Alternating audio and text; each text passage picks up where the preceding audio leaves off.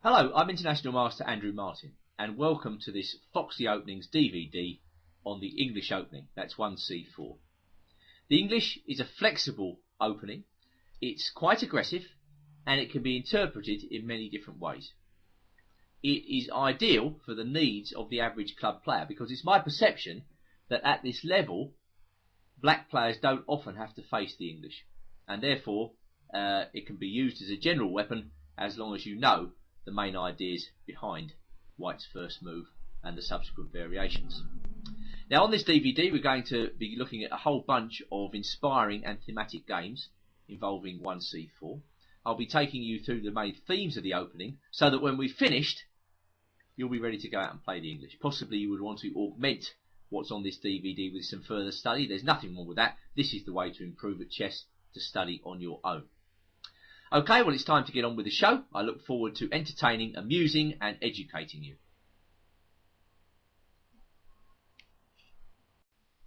Well, we start our investigation into the English opening with one of my favourite games involving 1c4. For this we go all the way back to 1988, to the USSR Championship as it then was, and playing white is the legendary Garry Kasparov. Playing black, the mercurial Vasily Ivanchuk. So two of the strongest players of all time duelling this game. At that time, of course, Kasparov was using the English on a regular basis. He prepared it extensively for his match against Anatoly Karpov in Seville 1987, and he used the English that match, as you'll recall, with devastating effect. So what we're about to see in this game is some preparation which Kasparov actually never got to unleash in that match. It's just that Ivanchuk was a victim of Kasparov's incredible preparation a year later. Well, basically, black responds to the English with a very common setup, the simple four knights system. Black's approach isn't fancy. He just gets his pieces out. He's going to develop his bishop on f8 quickly, and he's going to castle. Absolutely straightforward. And he's asking white to prove an advantage against this very simple approach. Well, Kasparov played g3. This is, I would say, the most common move in this position.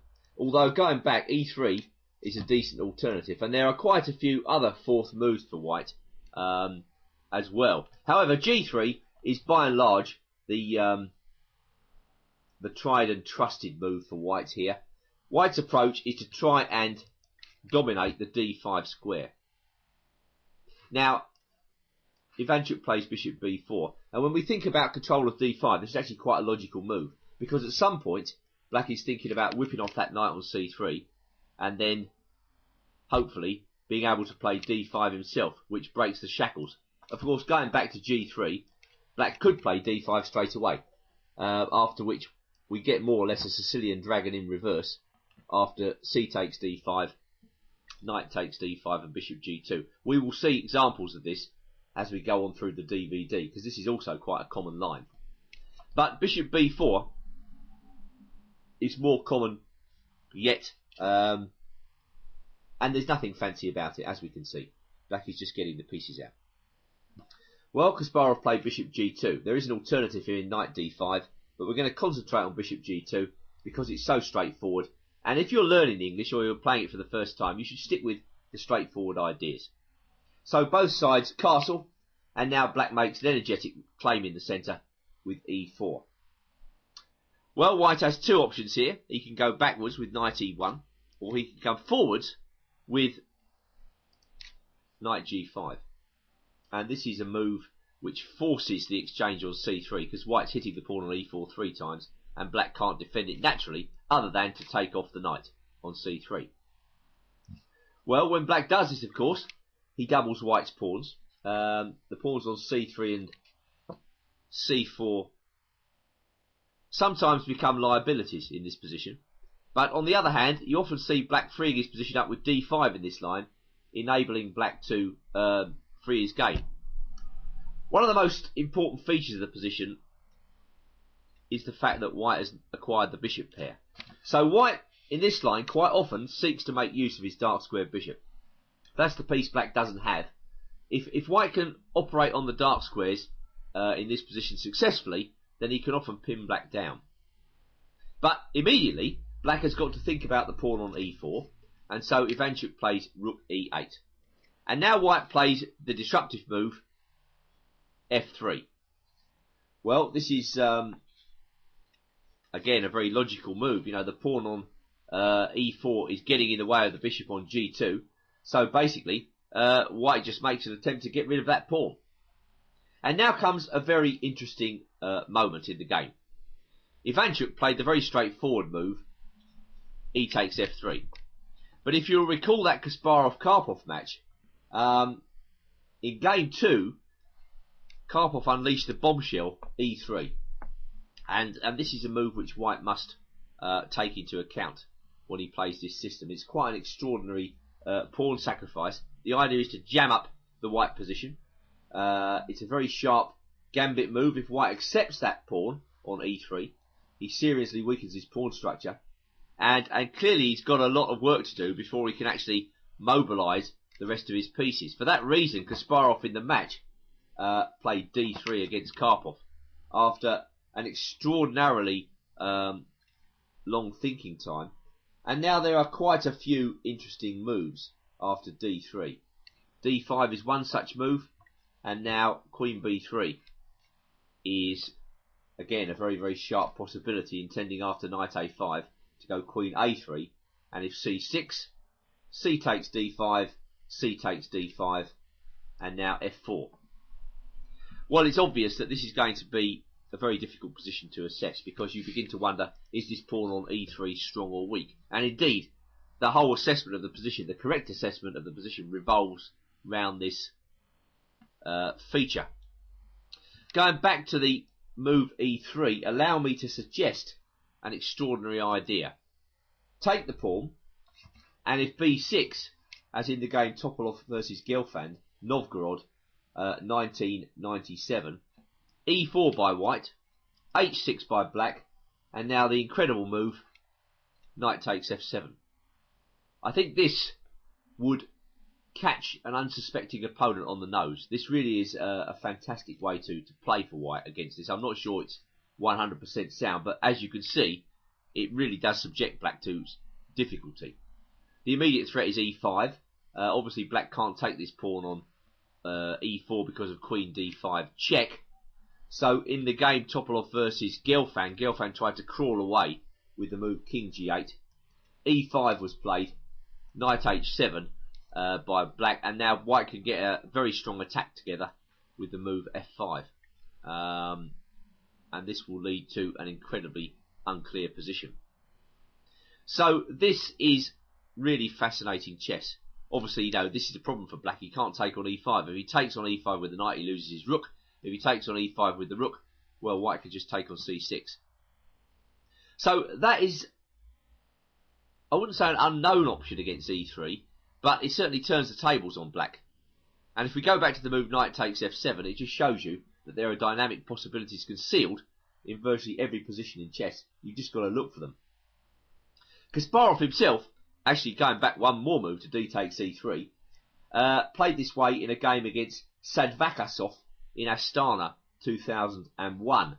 And after d takes e3, there Sadvakasov played queen e7 in place of the move b6. Then came knight h3. Kasparov played queen c5. White played knight f4, just allowing black to take on c4. And the idea is that white now goes e4. And he's gained control over the important d5 square. Yes, he's given black the pawn back. And if white, well, if white plays this way, he's got to be prepared to sacrifice a second pawn. But after rook b1, he has fantastic compensation, intending bishop b2. And now we can see that, you know, black is really struggling on the dark squares in this position. So again, white can think about turning the tables there by sacking a pawn. Actually, in this game, Kasparov versus Sadvakasov, after e4, if we just drop back to the position after e4, Sadvakasov recognised the dangers and decided to try and get his pieces out with d6. Then came queen to d3, knight to e5, queen takes c4, knight takes c4, g4, rook b8, rook d1, b6, g5, knight d7, and then knight d5, with a definite advantage to white, who is controlling the centre and, most importantly, has extended his control over d5. So there are some very interesting options in this line. I think that's what I'm saying to you. And now it's time to return to f3 and the more straightforward move, e takes f3, which is what Ivanchuk played. And now white took the opportunity to get his knight back from the dead by playing knight takes f3. So white has accomplished quite a large amount by playing f3.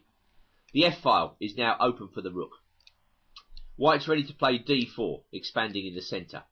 Yes, he still has double c-pawns, but now Ivanchuk plays a move which, well, until this game was played, had been considered very satisfactory.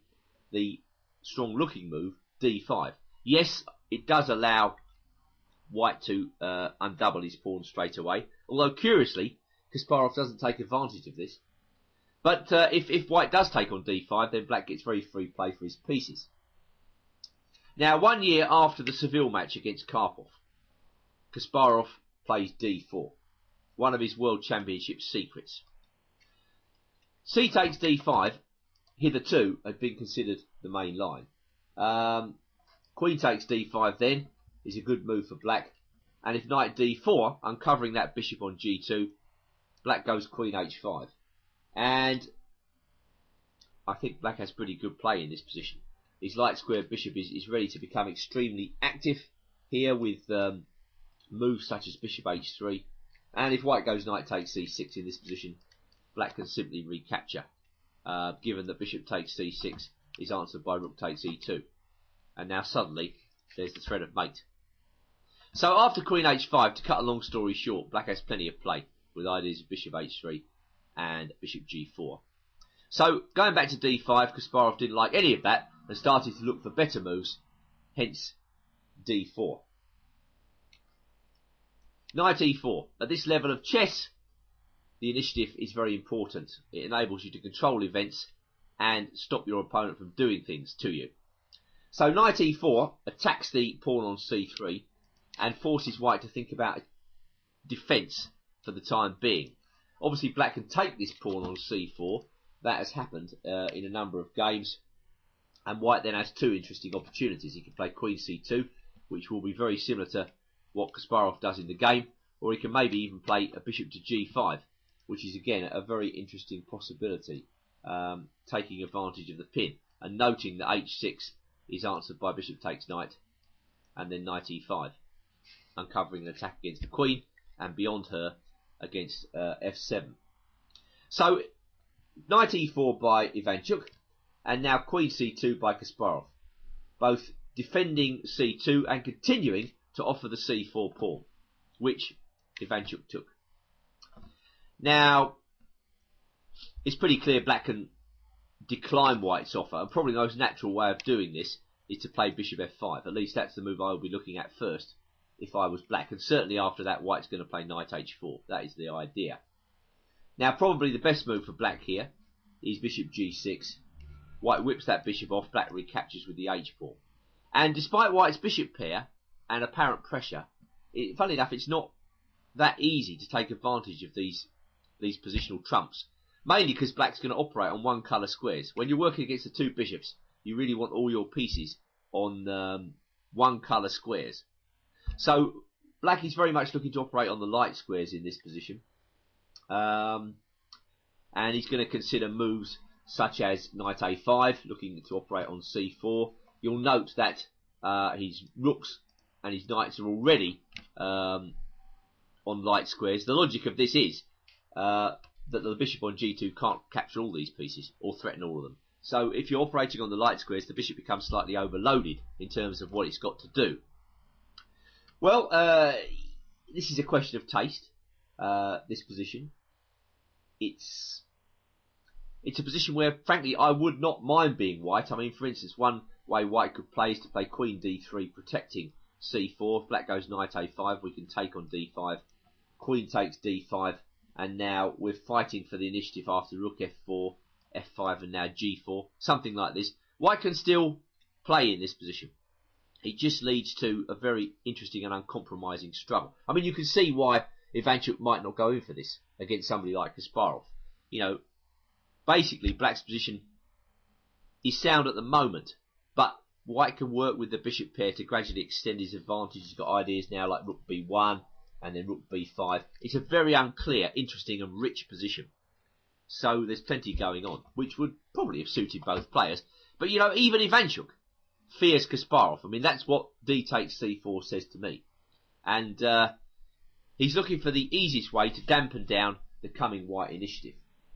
However, White's next move, again, is a product of this Karpov preparation, and rook b1 is a really excellent move. Kasparov trying to tie down the bishop on c8, and basically I think White intends to operate in the centre. He's going to try and get rid of that knight on e4 and then dominate by playing e4 himself.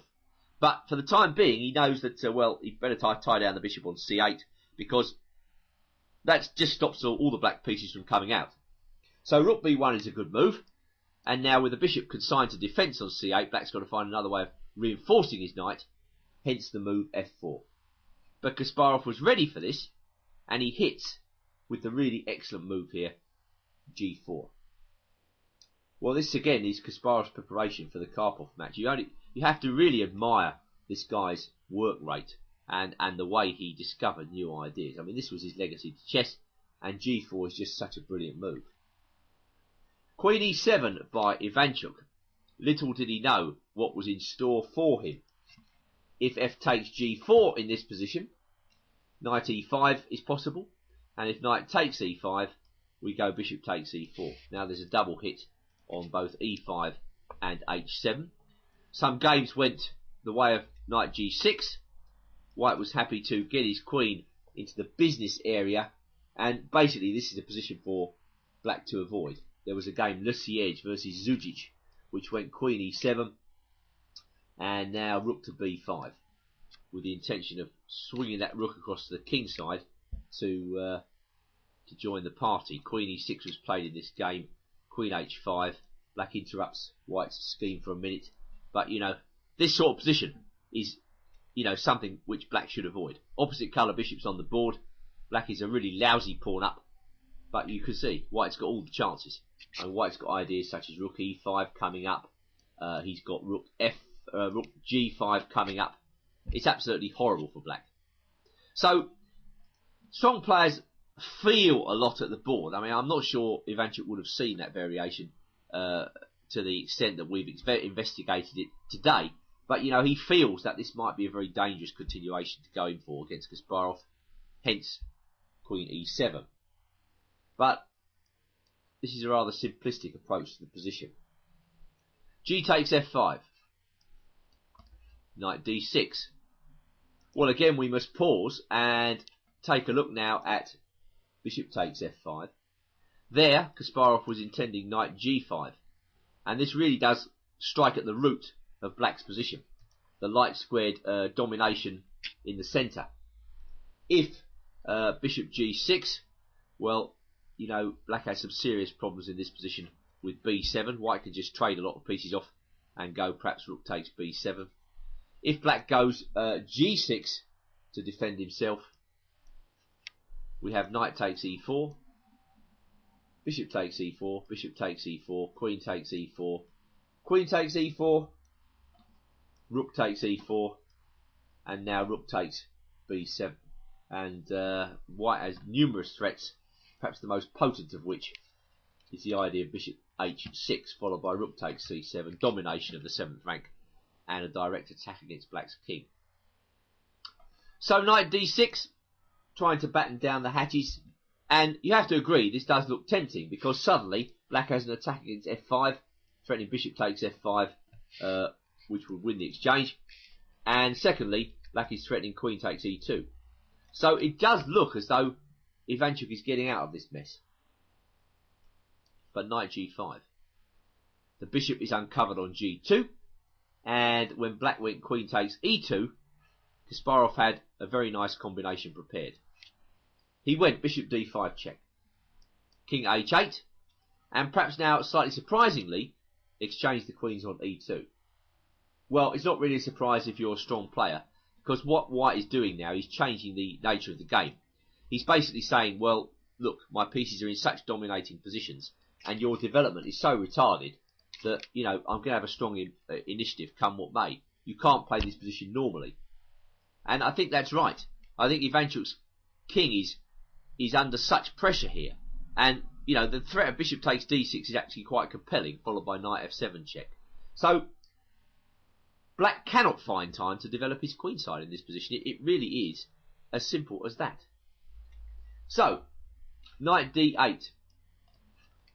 Pretty nasty to have to play this move. I think after bishop takes f5, white's continuation would probably be the same, just bishop takes d6, and black is not long for this world. So knight d8 in a futile attempt to cover f7, and now the excellent rook b e1, just exchanging off black's active piece. I mean, it really is as simple as that. Not sure what to say. Rook takes e1 was played, rook takes e1, bishop d7, bishop takes d6, simple chess. C takes d6, rook comes into e7, and now the crowning point of Kasparov's sacrifice and play beforehand, the beautiful move f6, a final sacrifice which actually compels Ivanchuk's resignation. Black resigned in this position, not wishing to investigate. Bishop takes d5, rook e8, bishop g8, f7, and when we take this combination to its logical conclusion, we reach a beautiful smothered mate after knight takes f7. So for me, that was an inspiring game by Garry Kasparov. To crush Ivanchuk in this manner is by no means easy. Many have tried, many have failed. He managed it through a combination of superb awareness and fantastic preparation. So if that doesn't inspire you to play the English, then really nothing will. Black has many different systems with which he can meet the English, and one of these is just to copy what white's doing, to play the symmetrical English. My next game therefore shows how white might meet this method, and in particular combat the hedgehog. Now, this coming game comes from the Royal Open, played in August 2009. Playing white is Jan Adamski, and playing black, Marcin Pietraszewski. And, well, the opening soon went into hedgehog territory. Now, the hedgehog is a very interesting setup, where black lies on the ropes for the time being, just develops modestly, initially in the style of the Queen's Indian, plays his bishop to e7, he castles, and he sets up a pawn front on his third rank. Black generally has pawns on d6, b6, e6, a6, keeping white at bay. And the idea is that black is able to develop economically within 3 ranks and repel any premature white attacks. The graveyards are littered with the corpses of white players who have tried to attack too soon against black's very resilient setup. Now, in this particular game, white employs the main line against the hedgehog, pushing forward in the centre with d4. And this is a very common idea in the English. White doesn't execute d4 immediately, he plays it at the best possible moment convenient to him. And, well, d4 is a very logical move in this position. White doesn't intend the weedy knight takes d4 in this position. He's ready to take back with the queen. And he's actually quite happy to allow black the possibility of playing knight c6, after which he plays queen f4, and black's got a slight problem with his d-pawn. White continues very logically with rook across to d1 and puts pressure on the d-file. Black can obviously exchange queens in this position with queen b8, and then for instance go queen takes f4, but there's no doubt about it, white has a distinct edge in this position. So a lot of grandmasters avoid this variation.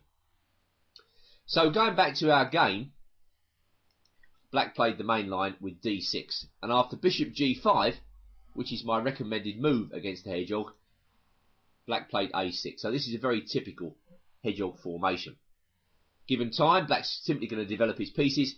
He'll play his knight to d7, he'll castle, and he will await events flexibly. Well, what Adamski does in this game is employ a relatively new idea of the Hungarian grandmaster Ribley, where he takes on f6 straight away and drops his queen back to d3. Incidentally, just dropping back one move, white could have played queen f4 as well. That has been played with success. But I guess I don't want to allow black the possibility of playing bishop takes c3. That may be good for white, but why should I allow him to double my pawns? Well, the idea in this line is to mount pressure against the d pawn, so that's exactly what white did. And now we see the power of d4. The file has been opened, the d file, and white is able to put pressure on that file. Black dropped his bishop back to e7. I'm sure he hadn't overlooked white's next move, but nevertheless it is a powerful idea. Knight g5. Now white attacks h7 and b7 too. Of course, black can easily diffuse this idea by taking on g5, but white's continuation is bishop e4, and by these means he probes the black king side. Well, I think this ensures white at least a small edge in this position. In opposite colour bishop middle games, the initiative is of key importance, and black has still to develop the knight on b8. Black might argue, well, I've got no real weaknesses in my position, but bishop e4 provokes the weakness. For instance, in the game, black played f5. That looks like a slightly ugly move to me, with central pawns waiting to be attacked. But it's true that after g6, I think white would go h4, and when the bishop retreats, h5. And, well, you know, black is getting probed anyway. So, black went f5, bishop came back to g2, and black dropped back to e7 to defend his pawn. f4, knight d7, and now e4. So white has completely taken over the centre. Again, a very common idea in the English. Black has failed to come to terms with white's aggressive play. He hasn't equalised. He's still manoeuvring in his own three ranks. And far from keeping white out, the hedgehog pawns are now starting to look rather weak and vulnerable. Well, black took on e4. If he goes knight c5, which seems to me to be a slightly better try, I think queen e3 still ensures an advantage to white. I mean, black can continue trading and hope that he can hold this opposite colour bishop position. But there's no doubt about it. The central pawns are very weak. White has an undisputed advantage. So f takes e4. Knight takes e4. And black is really feeling the pressure now on d6. d5 was played. An attempt to solve black's problems tactically. C takes d5, and now the knight comes up to c5. Queen e2. White is happy with small gains in this position. He understands that if black takes back on d5, he's going to lose that d pawn anyway, whatever he plays. So black tries to get active by exchanging the knights and playing bishop c5 check. However, white's king is as safe as houses on g2, and now what is black to play? He cannot resolve the problem of his d pawn. He tried. E takes d5. White captured back with the rook. A clear pawn up now, and pressing ahead. Again, a tactical solution to the position. If bishop takes c5 in this position, queen c4 is very embarrassing. A hit on the bishop and discovered check is very much in the offing with the rook, and queen b2 check doesn't help. Rook d2, discovered check, and black loses his queen. So black drops off the pace with bishop e7. Rook comes to f5. Of course, white is now pushing black around. Queen b8, and now rook h5, emphasising the nature of opposite colour bishop positions. g6, and now the splendid move, rook takes h7, which completely finishes black off. Black resigned. Let's just see why. If he takes on h7, queen h5 check. It really is very easy now. King g7, queen takes g6, king h8, and now queen h7 mate. So an excellent and thematic game by white. Shows the value of delaying d4 to the best possible moment. Let's not forget that after 20 or so moves, white had completely taken over the centre. notwithstanding the fact that he opened with the English, well, knight f3 and c4 transposing to the English, and a nice culminating attack.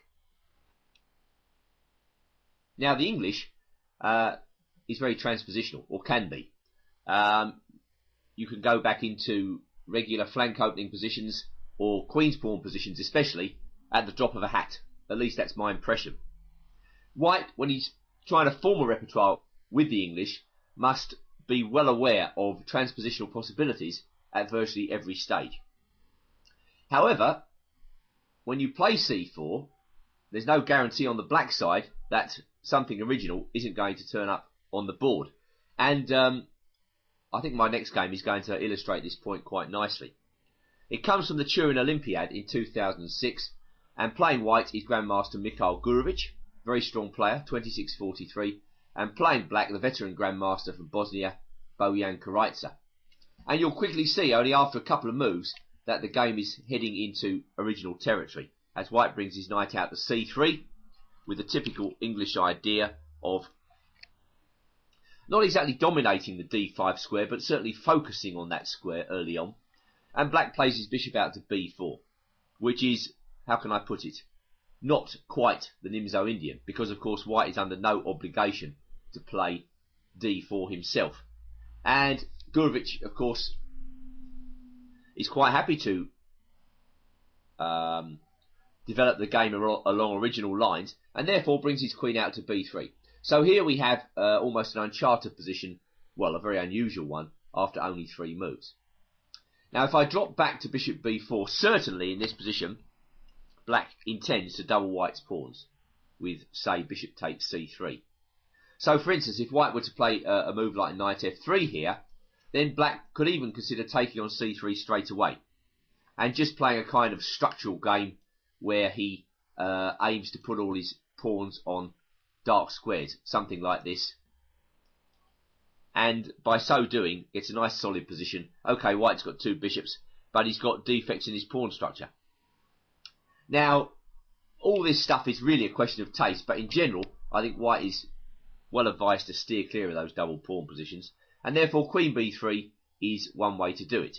White could have played queen c2, but that doesn't have the same impact, I would say, because, of course, on b3, the queen's attacking the bishop.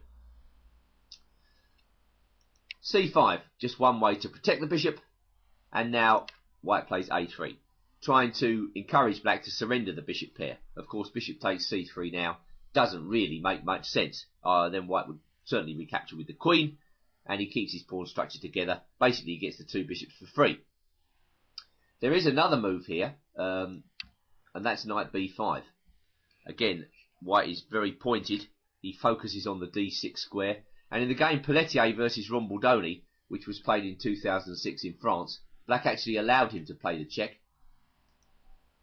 hoping that, white had wasted an enormous amount of time taking off a bishop which hadn't moved.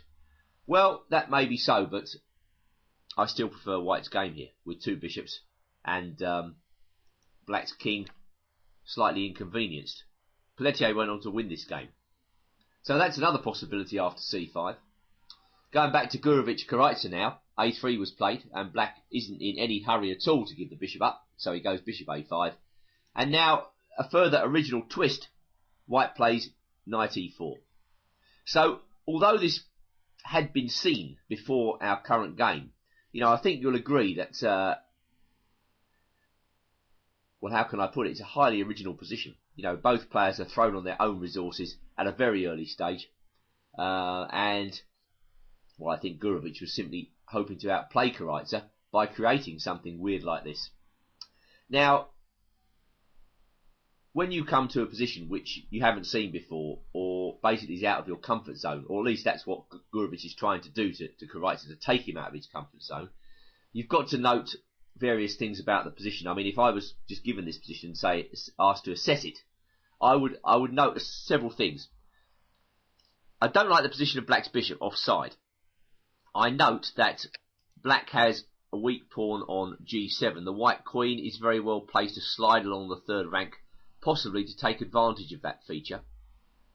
We often see this in games where a bishop leaves the roost early, is driven to the side of the board. Well, there are certainly weaknesses on g7 for black to consider. Obviously, black has a pawn on c5 on pre, and he's got knight d6 check to think about as well. So black is being given opportunities to go wrong early on, and this is the essence of what white is doing. And sure enough, Karatza, I wouldn't say goes wrong, but let's say rises to the challenge with knight f6. I think that move would not have been my first choice. But then going back, how does black actually defend this pawn on c5 comfortably? Given that the move d6 here, I think fails as described to queen g3. And now black has 2 pawns on pre on d6 and g7. This is how quickly black can come into trouble. There was a game, Kirill Georgiev versus Adler, 2 strong players, where black played queen c7. White played queen g3 anyway. Obviously that encourages the exchange of queens. Black plays knight a6, and now b3.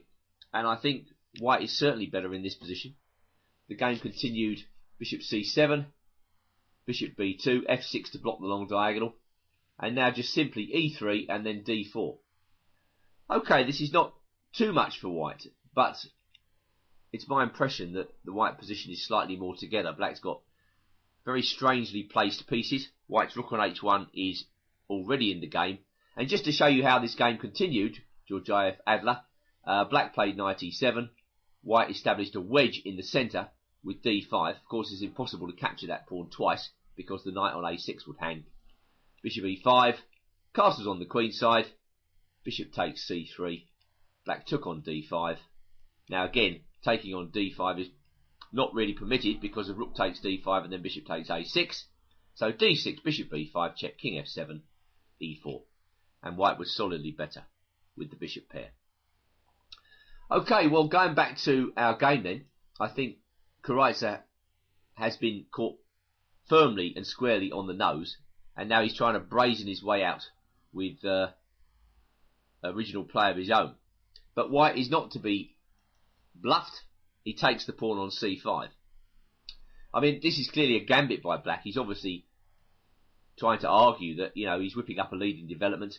He's got threats such as knight c6, and there's a little trap for white to fall into for here. If white goes in for a further orgy of pawn grabbing with knight takes b7, then, well, actually, he loses his queen after rook b6. But what can we expect? I mean, if you're going for suicidal pawn grabs like that, you deserve everything you get. So going back to knight c6, I think white's got to note black's threat of knight d4, and in the game, Gurevich played e3. He could have gone knight f3, but I think the reason he didn't do that was probably queen e7 and then e5. When the knight on f3 doesn't look that comfortable, I think black is ready to push white around here with e4, and then he's going to put his knight in on d4 anyway. So that really would have justified black's pawn sacrifice. You know, white's got to be careful here. White's got to be careful. So as befits a very strong grandmaster like Gurevich certainly is, a good technical player as well, he notes all these details in the position and he plays the more cautious move e3. Mainly to stop the impact of e5, the impending e5, e4, should that knight ever come out to f3. Well, anyway, the game continues to take an original course with black hitting the knight on c5, gaining time. White brings his knight to a4, very peculiar positions arising here. Black is continuing to develop very quickly, and now white plays queen c2. So after 9 moves, I mean, I think the independent characteristics of the English are shining through here by both players. White is a pawn up, but, well, his development is retarded almost. On the other hand, he's got no weaknesses, and black has got to force the pace here, lest he end up a pawn down for nothing. Well, as the game goes, Karatza fails to really get any compensation, any tangible compensation. White manages to play b4 and bishop b2 free of charge. And now black plays a6. The idea behind a6 is that, well, black is simply threatening to take on c4 here. So white deals with this by just taking on d5, ridding himself of the problem of the c4 pawn, and then just brings his bishop out to e2. So simple play. Knight e4. Okay, what is the idea of this? Well, I think the main idea behind knight e4 is to give the queen an avenue to come out to the king side. She may come to g5 or h4. In both cases, white is being subjected to pressure.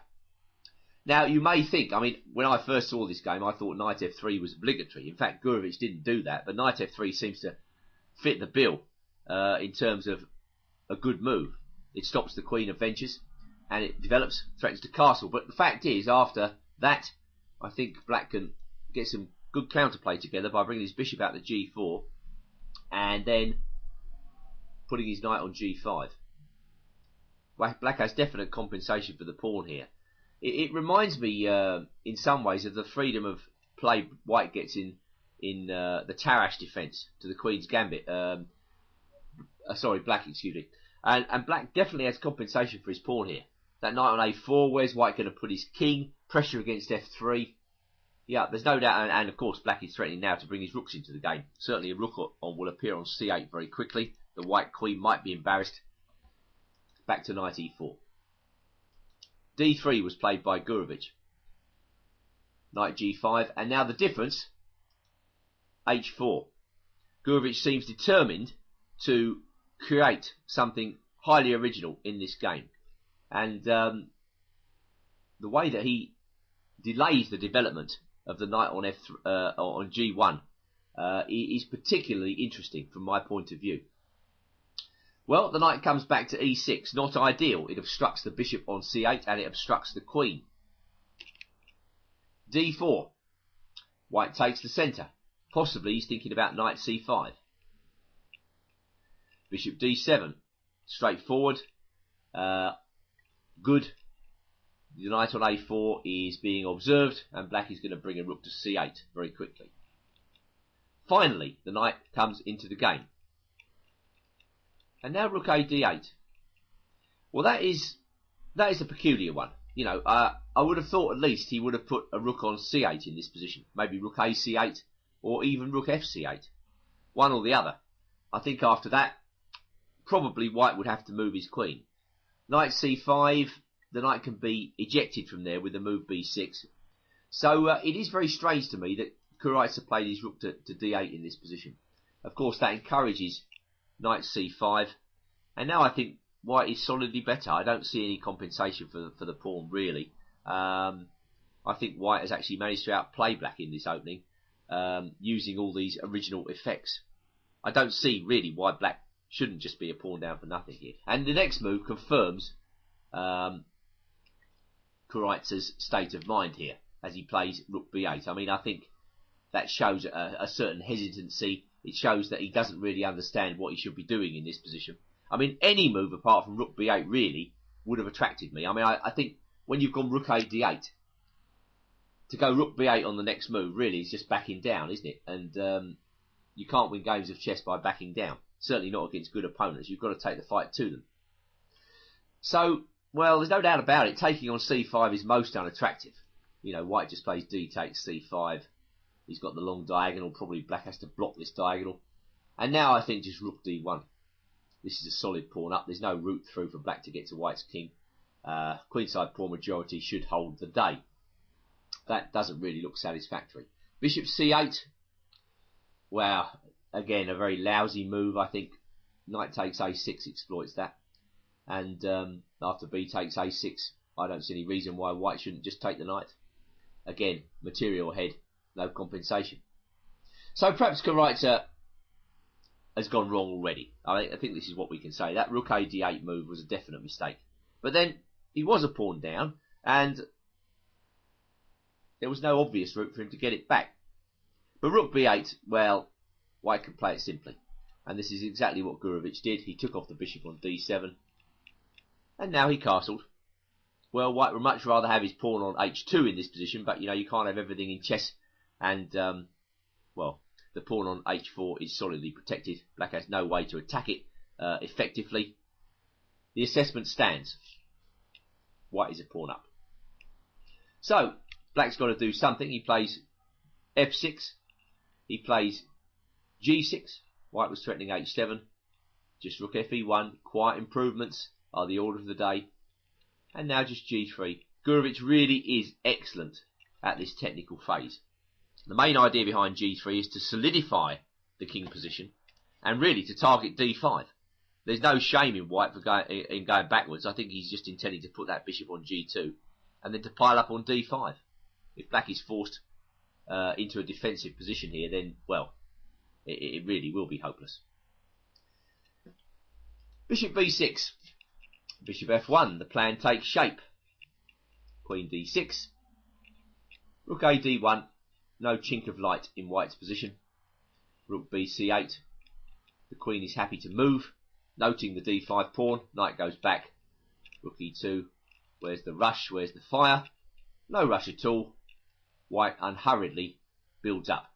Black can do nothing apart from not making his position worse. I mean, this is how grandmasters play when they know they've got a bad position. They don't just lash out. Black would love to be able to create counterplay here and actually do something, but everything's under control for white. He just continues to strengthen his position, to torture black, and you know, black is really struggling here to find things to do. Well, h6. Finally, black finds something to do. He announces his intentions of playing g5 and perhaps trying to attack the white king side, but as usual in this type of position, you know, when you actually try to do something, it makes your position worse because, you know, white's king position is as solid as a rock. What justification does black have here for lashing out like that? Queen b1. Noting the small change in the pawn structure. Now it's white who could be focusing his attention on the black king. And certainly white might be thinking of moves like h5 himself to soften up the poor old black king. So that explains the next move, knight f8, purely defensive gesture. And now knight e1. Black has problems in this position. The knight is ready to tour the board. He's coming up to d3, after which there are two very juicy squares on f4 and c5 to occupy. So g5, there's really nothing to it, nothing for it. Black's got to go for it. This is the point where black was lost before, but he was hanging on. Now he understands that if he doesn't do something, it will be all over very quickly. And so he's got to take a risk. In comes the white queen. Up comes the white knight. And finally into the dream square on c5. So excellent manoeuvring by Gurevich. Knight f8. And now e4. In effect, the winning move. White finds exactly the right moment to open up the game and get after poor old black's king. g5 was very weakening, but of course it takes play of a high order to exploit the weakness. White's not going to get anywhere with his queen and knight alone. He's got to open up the position for the rest of his pieces, and that's exactly why e4 is so effective. So knight e7, queen g4, queen b8, and now e5, taking a can-opener to the black king side.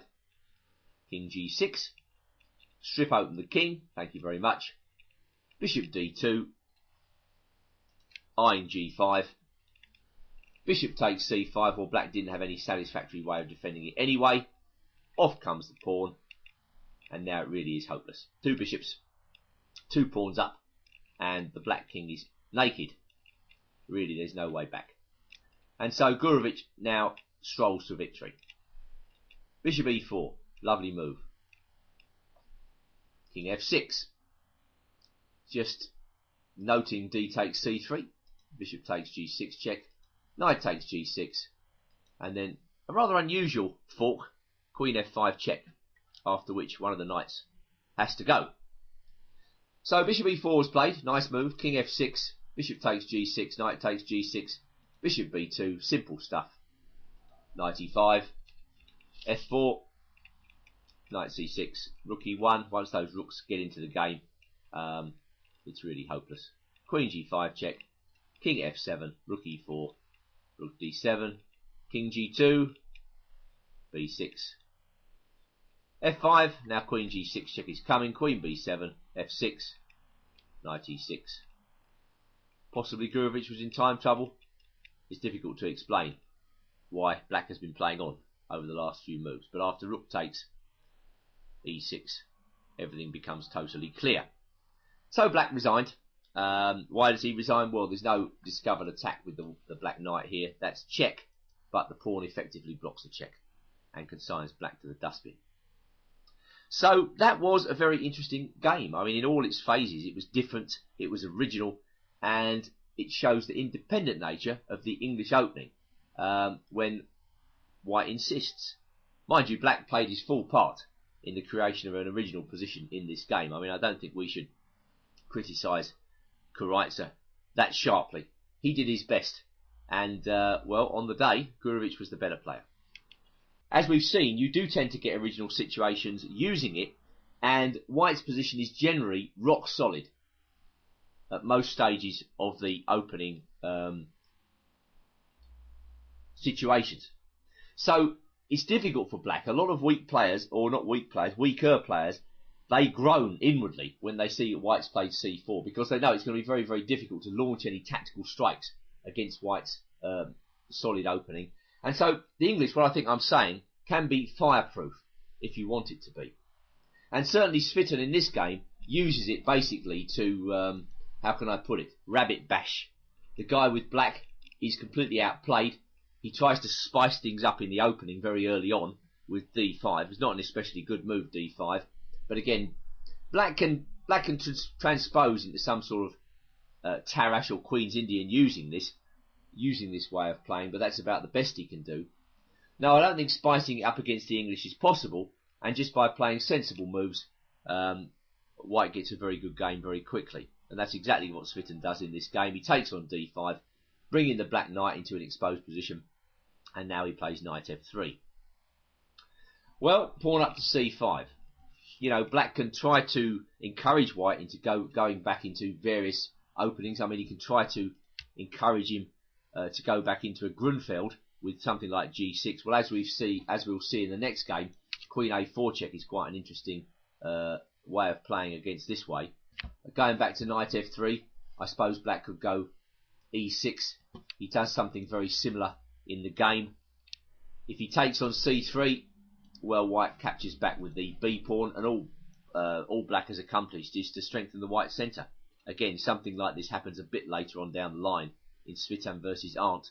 But at every stage, black is lacking really dynamic counterplay. He just gets a position where it's possible for white to outplay black, you know, without the slightest risk. It's not often you find that, you know, especially when you play 1e4 or d4. Well, again, with 1e4, you're always going to encounter heavily theoretical situations. When you play d4, again, there are all sorts of very sharp openings for black, like the Grunfeld or Benoni, or all sorts of gambit opportunities, Budapest maybe, or things like that. And, well, this way round, a lot of the tactics, a lot of the fun is taken out of black's game. So g3, nothing better for black than to just go into some sort of semi-Tarrasch position. That's exactly what he does. Castles, castles, and now having got to a standard position, white decides to play d4 and go back into the semi-Tarrasch. b6. Well, with this move, black shows a slight lack of familiarity with the position. It's more normal here to go knight c6.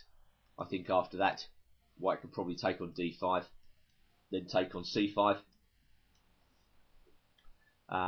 This is now a semi-Tarrasch where black has inherited an isolated pawn. This is not the type of position to go in for against a Grandmaster. I think it's the wrong choice.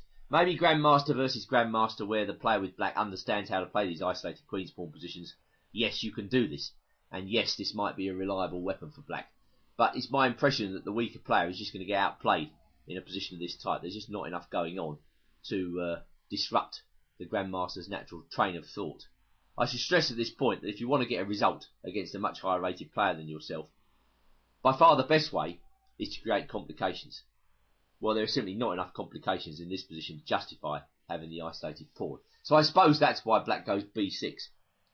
He's trying to find something original, but, well, he just runs into straightforward moves now. Having delayed the moves d4 and e4, Svitten plays them at the right moment and forces black to cede the centre. So after b takes c3, I think we can safely say that white has a definite advantage. He's got the centre. This must count for something in chess, and it's easier for white to develop his pieces. This freedom of action gives white a definite edge. Knight a6. Pawn to h4.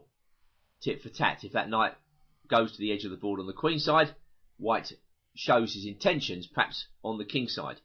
h4 in itself, well, it's rather vague for me what exactly that does, but it's a kind of a scary move for black. He looks at this move and he thinks, now what's he up to?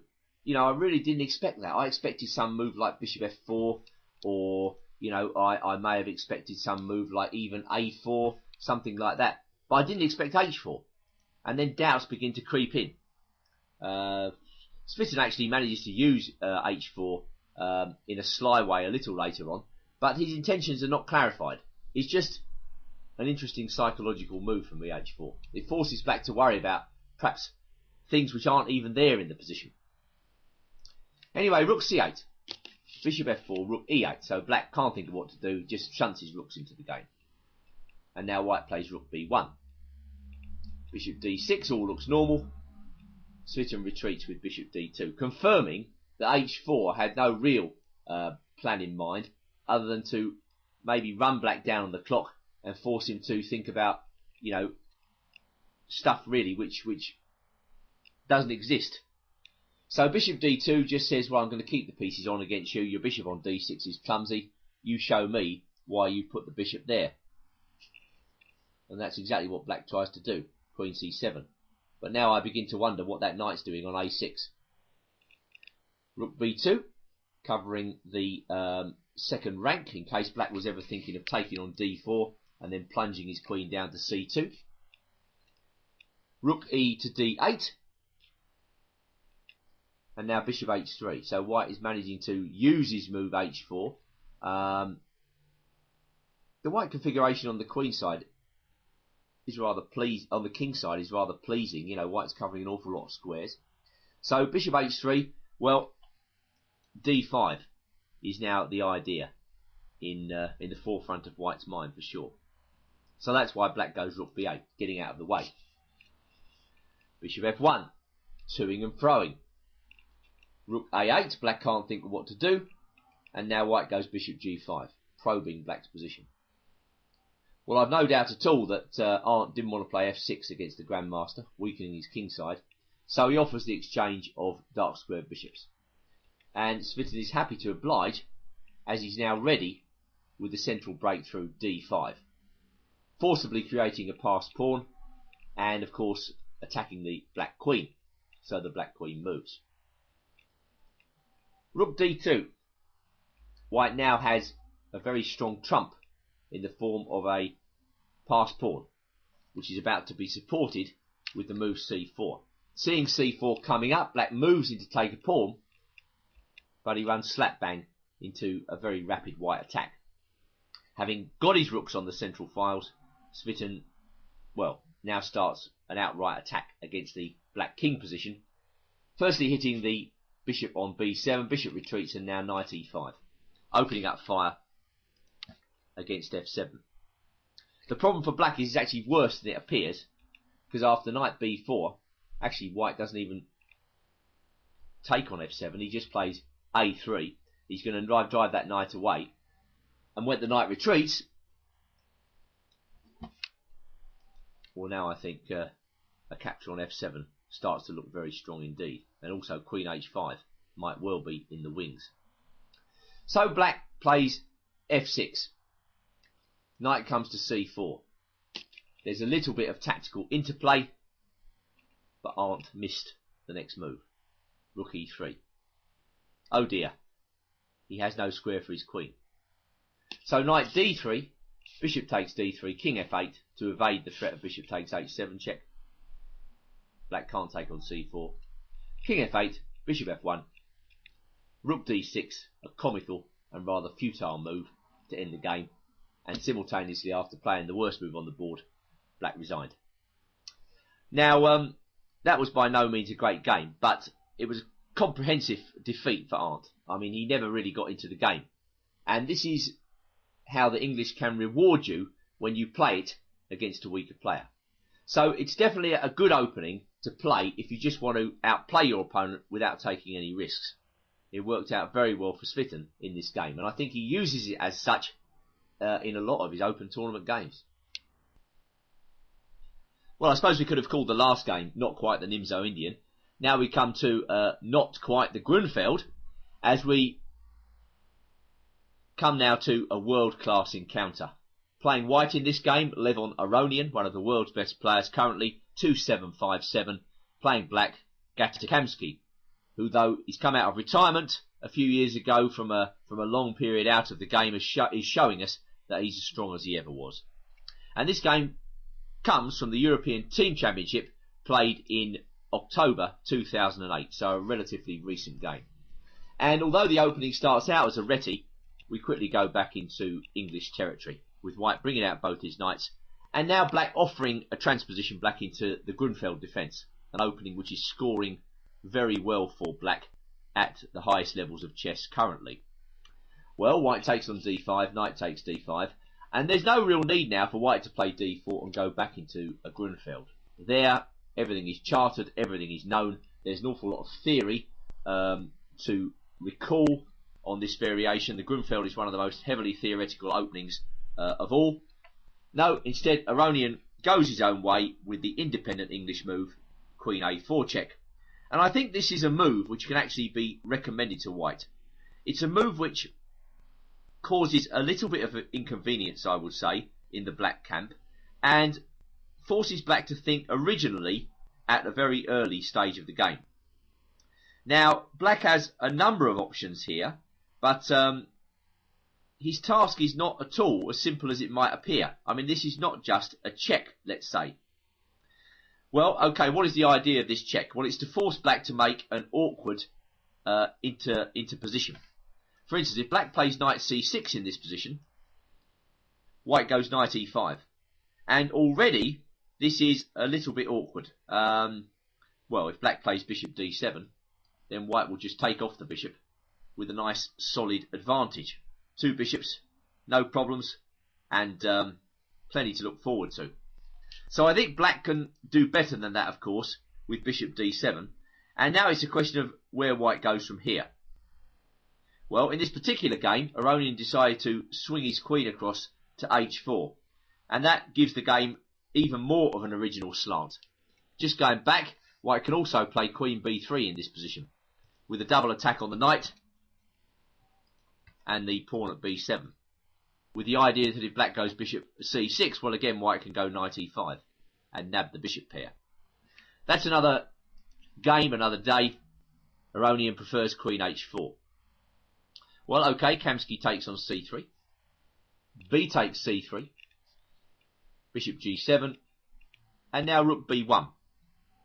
Grunfeld-like, but, as I said in the introduction, not quite a Grunfeld. White has cunningly delayed the development of his central pawns. He will fashion the centre as he himself wishes. Don't forget, one of the main ideas in the Grunfeld for black is that as soon as white goes d4, black is ready to respond with c5 and chip away at the white centre, opening out opportunities for the bishop on g7. Well, this way round, white is creating pressure before black can get to grips with the white centre with c5. And already rook b1 forces a concession. You know, if black plays bishop c6 in this position, he's actually getting in the way of his c-pawn. So Kamsky plays b6, but you begin to wonder with the bishop on d7 whether b6 is a move black wants to make in this current situation. So, of course, now, having changed the position, made it radically different from the Grunfeld, white is happy to play d4 and take the centre after h6 and then e4. Now, you may have wondered why, if we just drop back one move, a world-class grandmaster is going h6 here. Well, I think the main idea is to stop white from playing bishop h6. I mean, you know, one idea that white has in the Grunfeld positions of this type is that, you know, if he can take away black's fianchetto bishop, a lot of the influence that black can bring to bear against the white centre is diminished, and therefore white has the freedom to roam around the board once he's got control of the centre, full control. So Kamsky has to take time out here to prevent bishop h6, and the only way he can think of doing this is to play h6 himself, which doesn't look that great, to be absolutely honest. I suppose the only thing white's got to watch out for in this line is that his queen doesn't become exposed on h4. So black is thinking all the times about jabs such as g5 at the right moment, possibly, you know, that has to be very well timed in order for it to work, and moves like e6, which would force the exchange of queens. I think black would be happy to get the queens off at this stage if he could. But, well, until he castles, and actually with h6 on pre, it's not easy to see him casting that quickly. Black has some technical problems in organising his pieces. Kamsky continues in Grunfeld style with c5. White brings his bishop out very naturally to e3, and now black plays queen c7 and then knight c6. So it's definitely looking a lot more like the Grunfeld now, but with the moves queen h4 and h6 chucked in. I mean, white's queen would normally be on d2 in this situation. She looks far more dangerously posted from black's perspective on h4, as far as I can see. And black would normally have castled, which of course makes it a lot easier to organise his position. The fact that black can't castle in this position that easily is really going to give Kamsky some problems as the game progresses. Well, bishop e2 was played, rook c8, and now white castled, completing his development with an advantage. Bishop f6, and now queen g3. So this is a small victory for black, but having won this small battle, that doesn't necessarily mean he's going to win the war, because white still has full control of the centre, and black has still to castle. He can't castle, of course, because his h6 pawn would hang. So this forces another small concession. That's the pawn push g5, and now white starts to take over the initiative before black gets his king to safety. And the way he does this is to reinforce his centre. Now white has every prospect of establishing a very strong pass pawn on d5, and hopefully the opportunity to crack open black's position with f4, which is why Kamsky has played e5 to try and dissuade white from this central advance. Bishop h5, very good. The bishop's not doing very much on e2, added to which, you never know, black might be going to go h5 and then h4. Maybe black isn't going to cast at all in this position. So bishop h5 scotches that idea completely, and now black has to castle. f4, excellent move. White is bossing black around here. The pass pawn on d5 is tying black up. Black would like nothing better than the time it takes to get his knight to d6. I mean, he really would like to have some time to manoeuvre his knight to that blockading square. But with f4, white is not really giving him that time. King g7, knight comes to f3, and now black has to resolve the problem of his pawn on e5.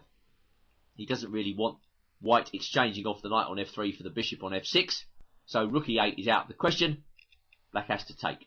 So the game has an internal logic to it. We can see why the moves are being played, and I'm sure Kamsky could see, you know, the logic behind all of white's moves. But the fact is, he's got an unpromising position. He can't do much about them. He's got just to sit and hope that his position holds together. Well, knight e5, opening up fire against the weak pawn on g4. Black has to cede his valuable dark square bishop. No way does Kamsky want to have to do that, but he really has no choice.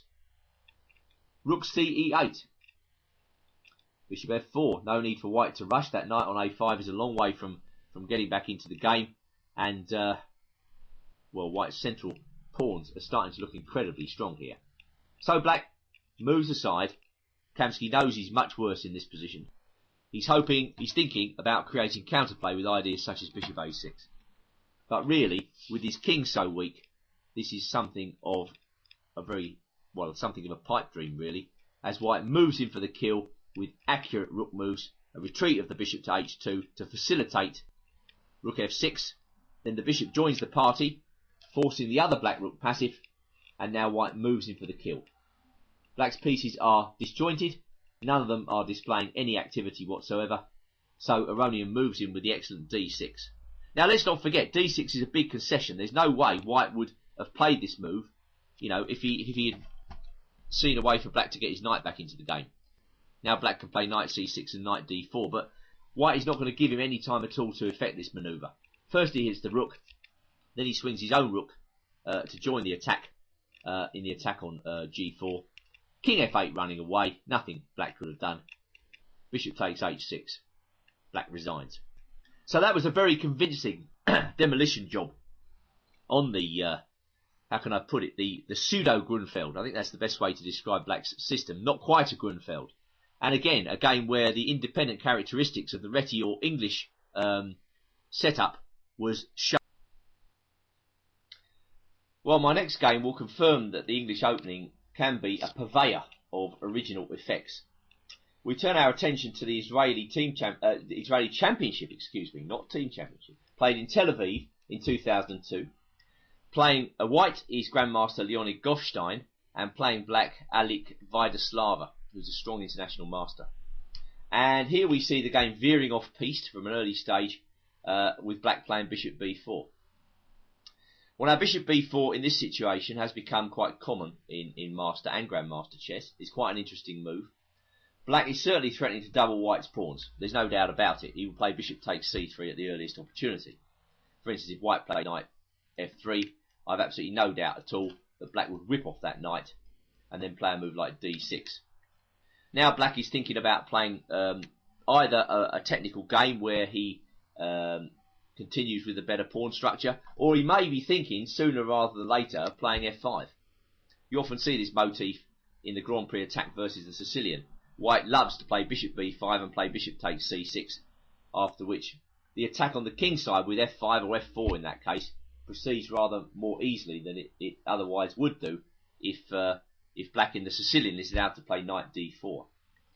Well, here, you know, black sometimes delays the move f5, but he's certainly keeping it in mind in a position like this. Going back to bishop b4, I've marked the move f5 on the board there because I think it is a definite black intention in this line, if he can get it in. And white would probably do best here to avoid the double pawns, hence knight d5 by Goffstein. Bishop a5. Well, I know that Shirov in this position has played bishop e7.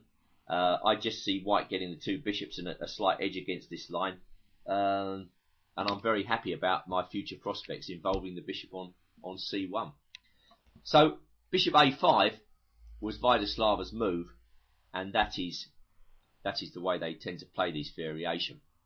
But I'm not sure it's a great move, and white can probably take advantage of this by going b4.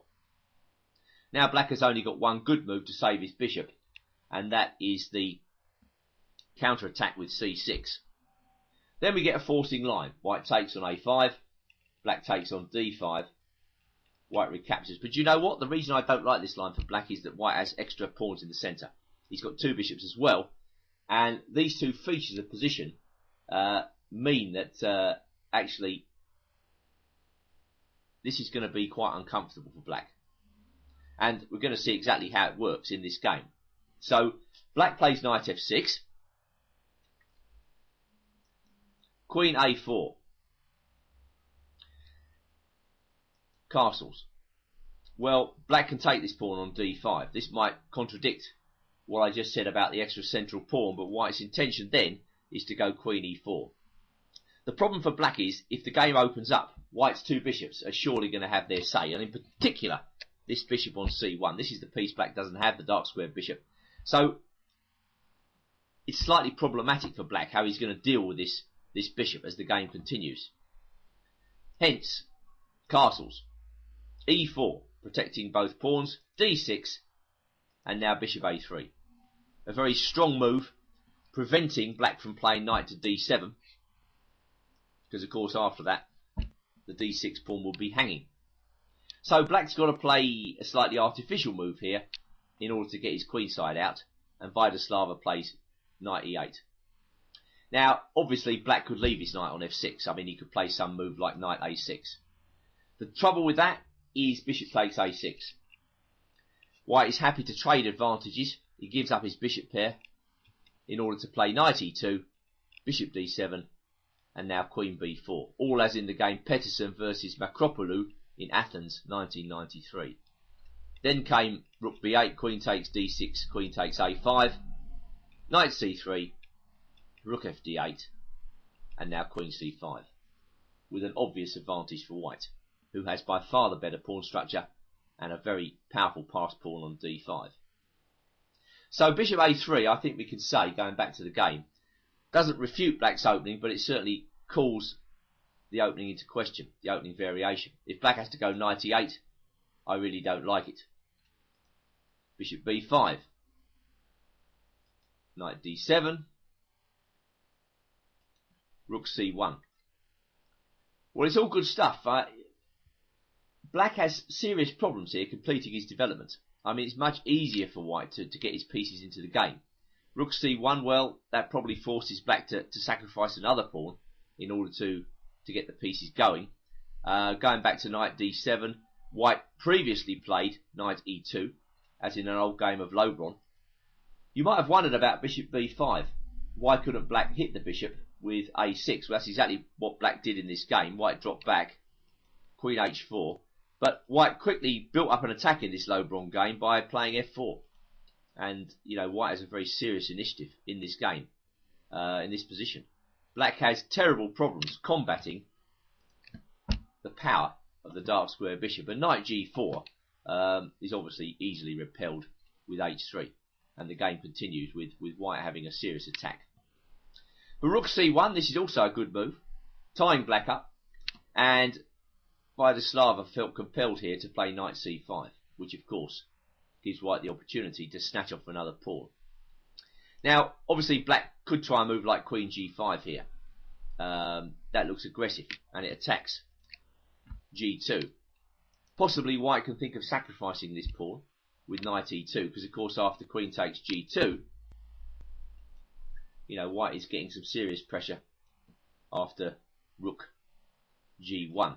Queen must go to h3, and now I think rook g3 is very strong. The knight on d7 is under fire. Queen takes h2, I think he just snaps off the knight. Queen h1 check doesn't work, we just retreat. So that's not working for black. Hence after knight e2, black's probably got to go knight df6, and now we just go knight g3. Everything's covered, and we've got the two bishops. So knight c5 was the best black could see. White snaps off the knight. He's happy to give up his dark square bishop. He's gaining material. White goes 2 pawns up. And it's the quality of the pawns really that matter. It's not the pawn on a5 that makes the difference. It's the pawn on d5. Bishop d7. Queen b3. b6. Rook c3. Well, this perhaps looks slightly unusual. Going back to b6, what black's hoping for, of course, is that white's going to take this pawn and open up lines on the queen side. Now, I think, in view of the delay in development for white, this position could become dangerous for him. For instance, when white retreats with rook c3, black can play rook a4, hitting e4. He can force white onto the defensive with queen g5, and then just go rook e8. This is the coordination black can get very quickly if white grabs that pawn. So Goffstein makes a sensible and correct decision to give up one of his extra pawns and complete his development. So black takes the pawn, knight f3, rook b8, and now queen c2, monitoring the idea of rook b1 check, stopping it altogether.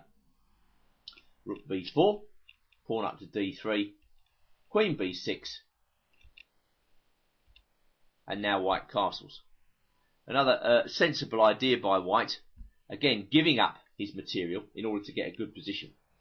White's quite happy. He was a couple of pawns up a few moves ago. He's given back those pawns, but he has excellent play now with knight d2.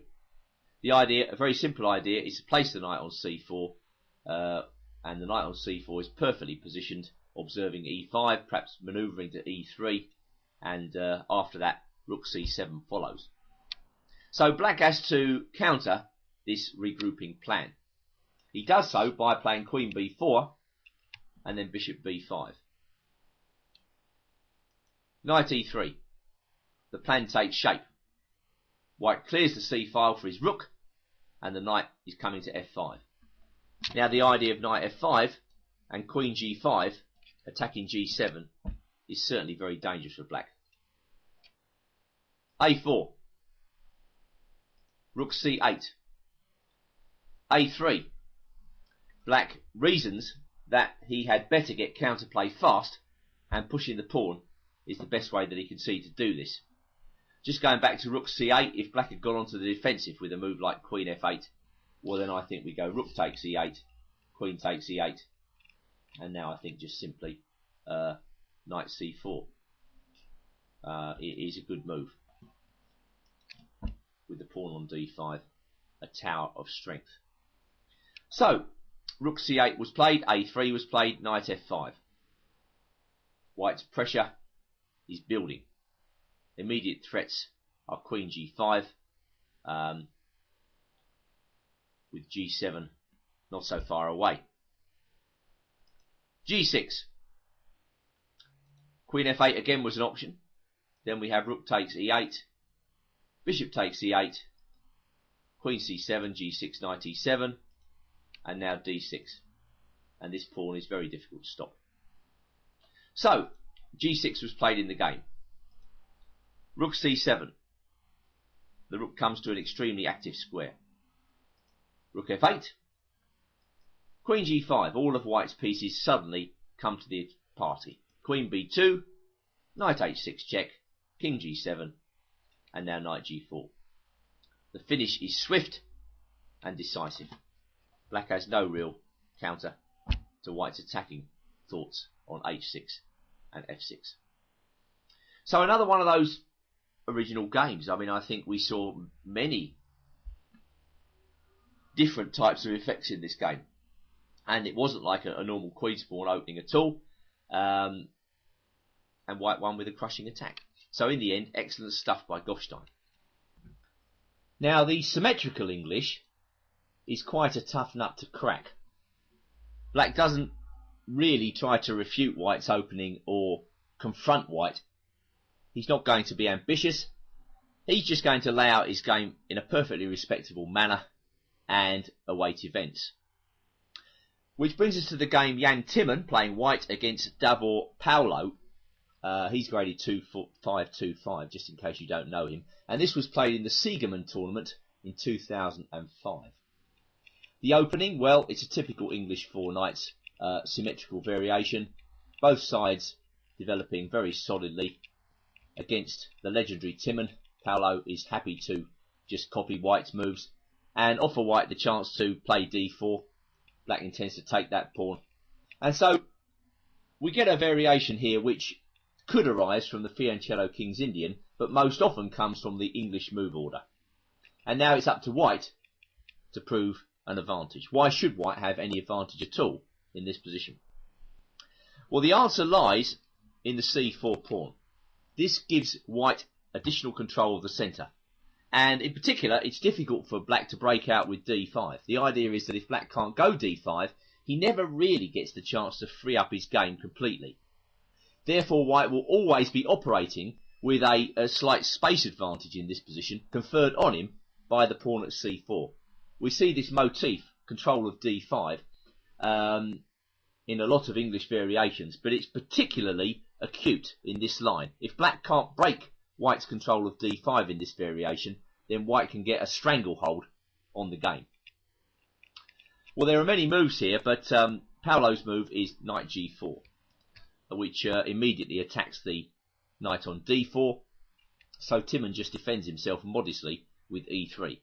When he plays this move, he understands completely that he's blocking in the bishop on c1. This is only a temporary state of affairs. White can redress this situation by simply going b3 and getting the bishop on b2 or a3 according to circumstances. d6. Well, that's a sacrifice, of course. Black understands perfectly that the knight on c6 is attacked. Going back, knight takes d4, e takes d4, and then knight h6 is another line, when black intends to bring the knight to f5 to pressurise d4. But nevertheless, I still believe in white's position there. I think it's quite easy for white to defend the pawn on d4 and keep his space advantage in the centre. So d6 is quite interesting, and even more interesting is Timman's response. He declines black's offer with b3. Now clearly white could take this pawn. He can go knight takes c6 for instance, and then go bishop takes c6. But black has a lot of play in this position after rook b8. He's got kind of Benko Gambit-like play. He may even be threatening bishop takes c3 to damage the pawns. He's got ideas of knight e5, followed by bishop h3. In general, grandmasters are unwilling to cede an initiative of this type in the opening. The other way to grab the pawn is, of course, bishop takes c6. But to me, that looks bad. White gives up a very valuable bishop. Black gets the chance to play his queen to a decent square, maybe c7, maybe d7. I think of the two moves, I slightly prefer d7. And in all cases, black is going to operate on the light squares in this position. White may well regret his decision to give up the bishop, even for a pawn. So Timon, just as I say, prefers a quiet move, b3, and Paolo goes knight ge5.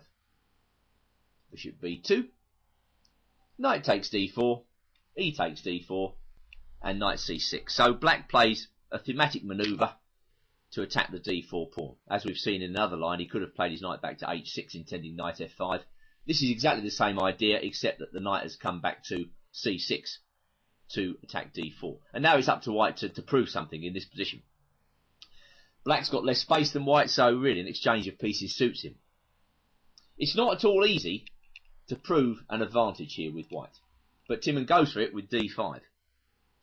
The good side to that move is that it stakes out a claim in the centre, and it pins down the e7 pawn. This is white's idea. He's going to play a rook to the e file and try and attack black along that file. Possibly, he might move the knight on c3 out of the way and exchange off dark square bishops along the way. In general, if black is pinned down on the e file and dark square bishops are exchanged, white can look forward to a future kingside attack. The conditions will be ready for him. Black will be passive. So black has to fight against this plan. And Paolo does this by going knight to e5. If he goes knight d4 in this position, then I think white simply goes rook e1. And the plan has not been interrupted.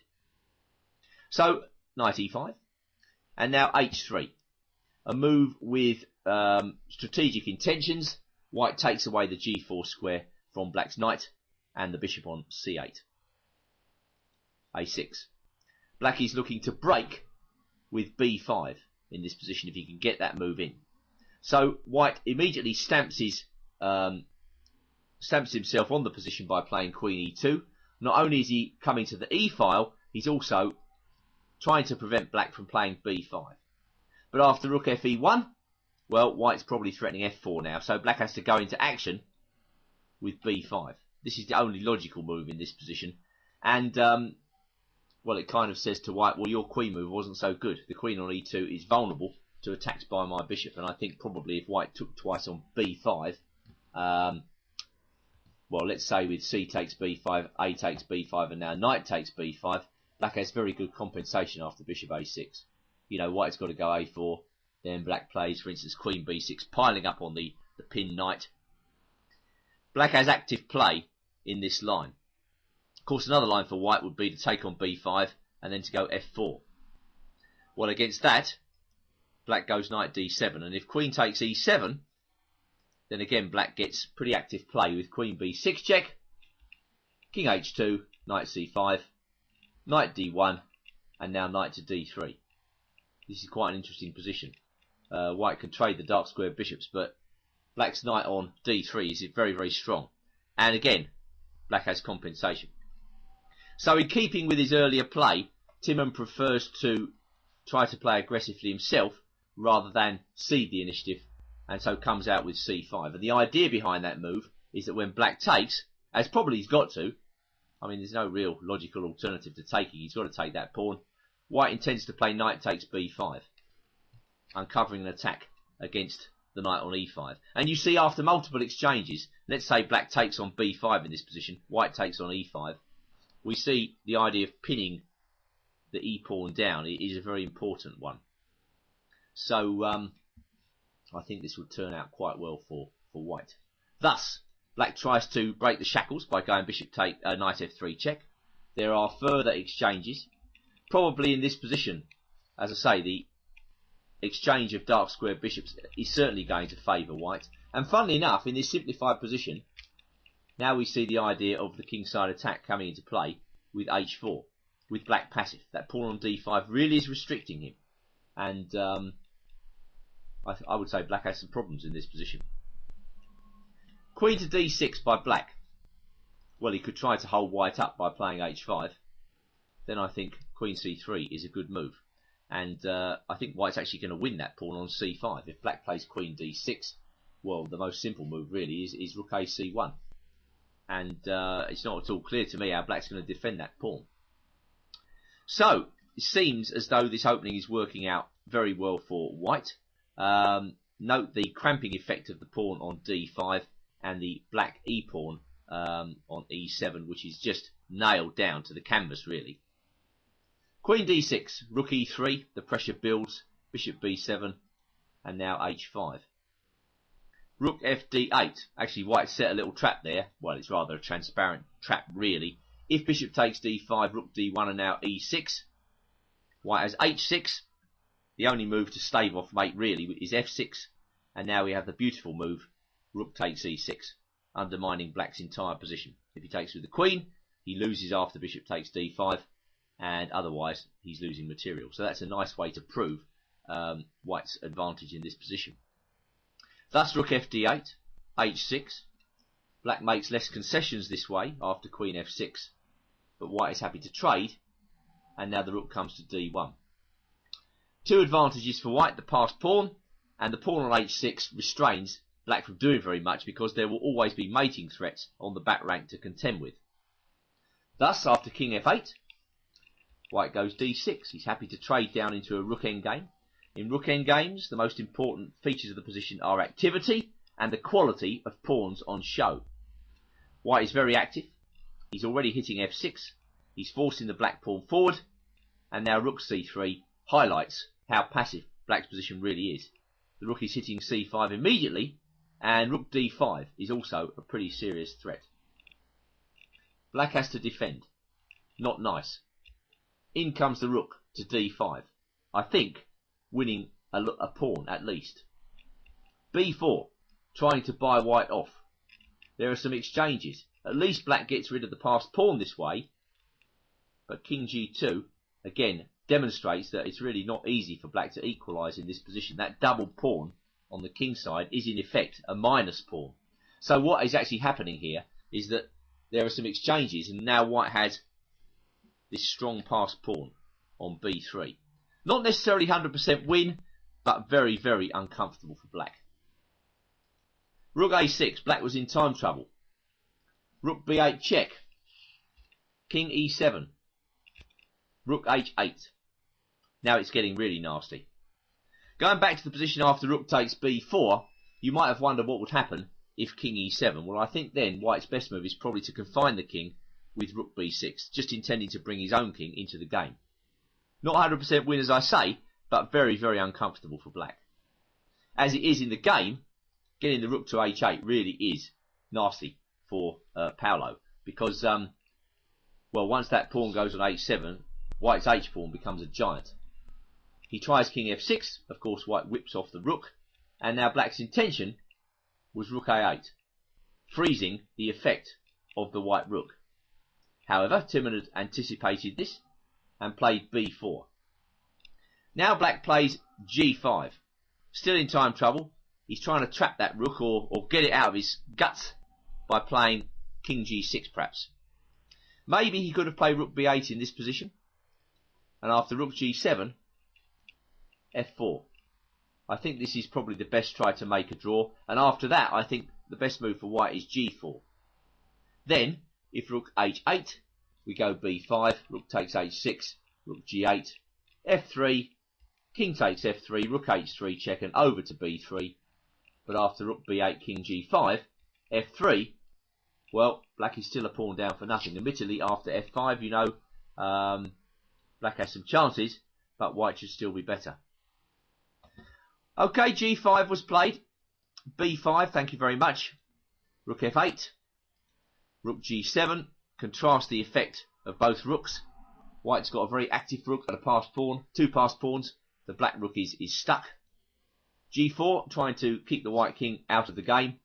B6, rook H8, B7, rook B8 only move, king F1, rook E8, F3, enabling the white king to come into the game. G takes F3, and now really good move by white, G4. Black resigns. The point of G4 is that when black takes, white recaptures, and now the simple threat is H7 followed by rook G8. And there's not an enormous amount black can do about this. I mean, if he goes rook B8 in this position, well, just H7. And so, rather than see this variation on the board, Paolo decided to resign. So, nagging pressure for most of this game by Timon. Black was unable to equalise. Just goes to show in the English, control of D5 is very important. It's one of the main themes of this opening. And the idea is that black is cramped. He can't break free. Paolo never equalised, really. Maybe he could have held a draw in the rook ending, but that's hardly relevant to the opening play. Black's one particularly tough nut to crack in the English is the line where black treats the opening like a reverse Sicilian. We quickly get to the mainline position in the four knights. White goes G3. And now we've seen a brilliant example from Garry Kasparov after bishop B4. But what about D5? Now we come to the game Viktor Korchnoi playing white against Antonietta Stefanova, a very, very strong female grandmaster, 2-5-2-3. And this game was played in the Drammen Masters in 2005. I must admit, if I was white in this position, I have been here quite a few times, I would be feeling pretty pleased with myself. Firstly, there's an indirect pressure on the knight at D5. This is why black usually withdraws the knight at this point to get away from the action on that square. I would be feeling pretty pleased with myself because, you know, I've basically got an accelerated dragon with extra moves. There are obviously, if you imagine an accelerated dragon position with black, there are obviously lines within the classical framework where white can launch a kingside pawn storm because he has extra moves. Here, actions like F5 and G5 by black simply strike me as being premature, and white should be able to get a nice position against those with appropriate action on the centre, in the centre, and on the queen side. White is looking for ways to free the position. One way to do this is to play D4 in one go. I think this is another advantage of black retreating the knight to B6. He freezes the idea of D4 for the time being. But quite often in this line, white is also looking to play on the queen side with moves like A4 or B4, trying to gain time against the poorly placed black knights. Summarising, I think black has to be modest in his or her ambitions when they play this variation. Black can't just lash out. I think that knight on B6 is not a great piece just yet. But as long as black is modest, then, you know, a reasonable game should come about. Well, in this game, Korchnoi plays the very modern move, rook B1. Of course, white has plenty of other moves here. White can castle. That is one of the main lines. Or white may simply play D3. With rook B1, Korchnoi keeps all options open, and maybe even threatens the move B4 very quickly. Certainly there are positions where if white can trade his B pawn for the black E pawn, then white will have an extra central pawn and possibilities of playing D4 and E4 a little bit later on. So rook B1 is the modern way and can be recommended. Okay, well, Stefanova is acutely aware of the fact that white is probably going to go B4 very quickly, and so she defends her pawn. I think this is a correct way. It shows an appreciation of the needs of the position, and it forces white to go back into quieter channels with D3, bishop E6, and now A3. And over the next couple of moves, both sides complete the development of their pieces. Both sides castle, and now white goes straight through with B4. Alright, white's got these extra moves on the accelerated dragon. Is he in any great shape to use these moves? Well, the only thing wrong with black's position as far as I can see is the position of his knight on B6. Everything else seems rock solid. You know, black is thinking about moves like queen d7, then possibly bishop h3, traditional ideas to strip out the fianchetto bishop. And, well, has jabs at the white pawn structure with moves like a5. And that's exactly what Stefanova played here. Black also has knight d4 in this position. One way to play this for black is to try and strong point the d4 square. Obviously, if white takes on d4, black gets a very strong pawn on that square. So knight d4 is also quite a good way to handle it. But Stefanova prefers to play a5 first, and after b5, only now does she play knight d4. Knight d2, a good move, with twin aims. White thinks that he's got extra space, so he keeps the pieces on, and he immediately opens up fire on the pawn at b7. Bishop d5. Now, that struck me as being a little bit odd when I first saw this game. But when I took a closer look at the position, I began to appreciate that black might have a few difficulties, believe it or not, defending that pawn on b7. For instance, if knight d5, I mean, that seems like the obvious move here. Then comes bishop takes d5, bishop takes d5, and now, very strangely, the simple e3. And the black pieces on d4 and d5 are surprisingly clumsy. Black's going to actually lose one of them. For instance, if she goes knight e6, white goes e4, trapping the bishop. And going back to e3, if she plays knight f5, white goes e4. Now, I found that trap a little bit surprising when I first saw it. And a trap it is. But it is thematic. And it springs out of the fact that, you know, in the English, white has flexible central pawns. This is another feature of the English opening. White has options with his d and e pawns simply because he leaves them at home until the most propitious moment to push them.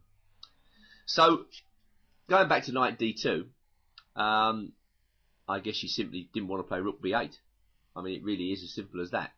Black can probably get away with rook b8, but then you begin to wonder about the value of moves such as a5 in this position.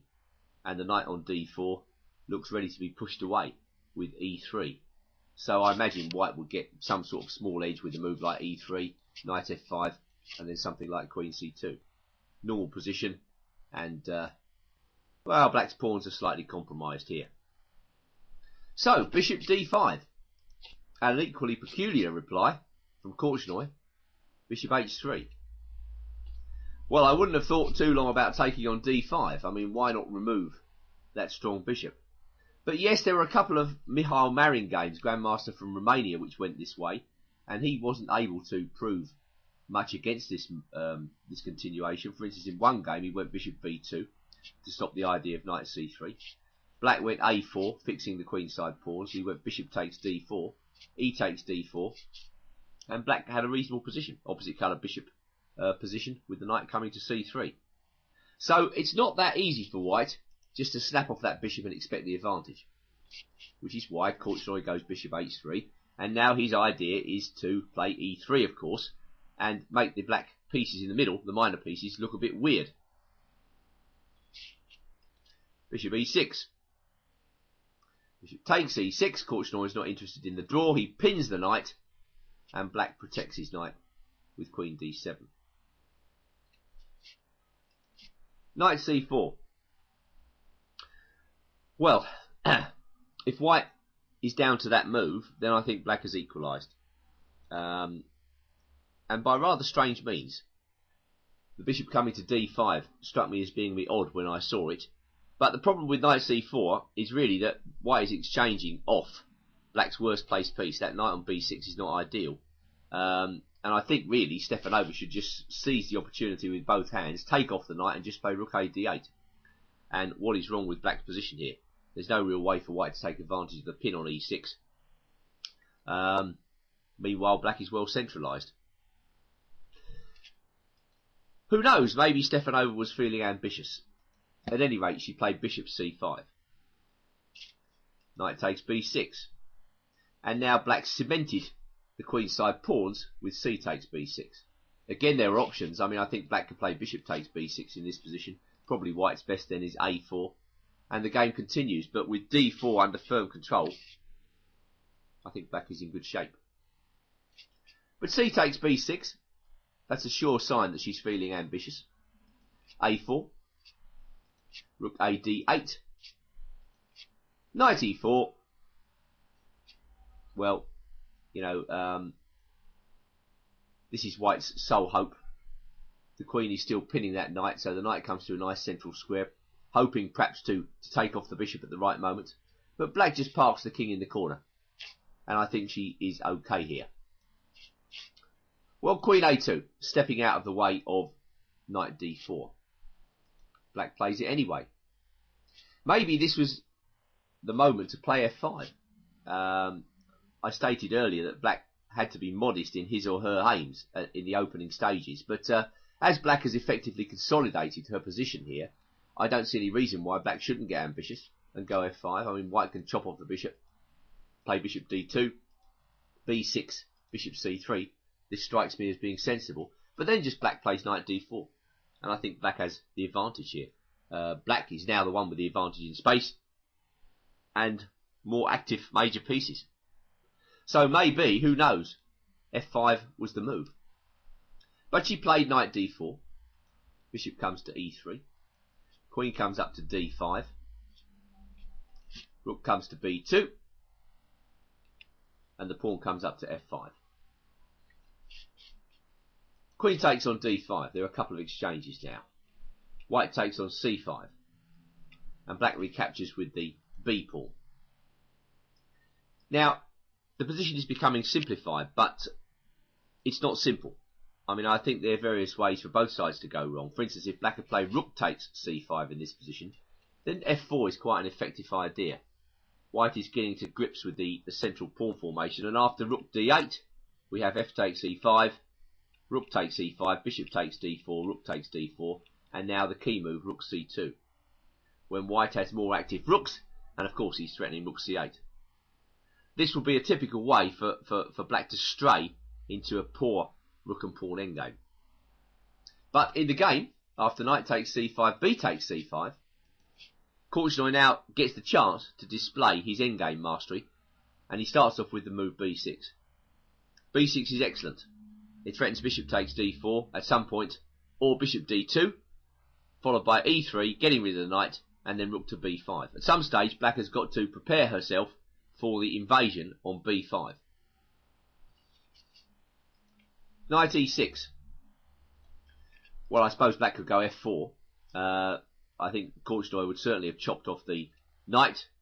C takes d4, preventing rook b5. And then once again, white takes a c-file.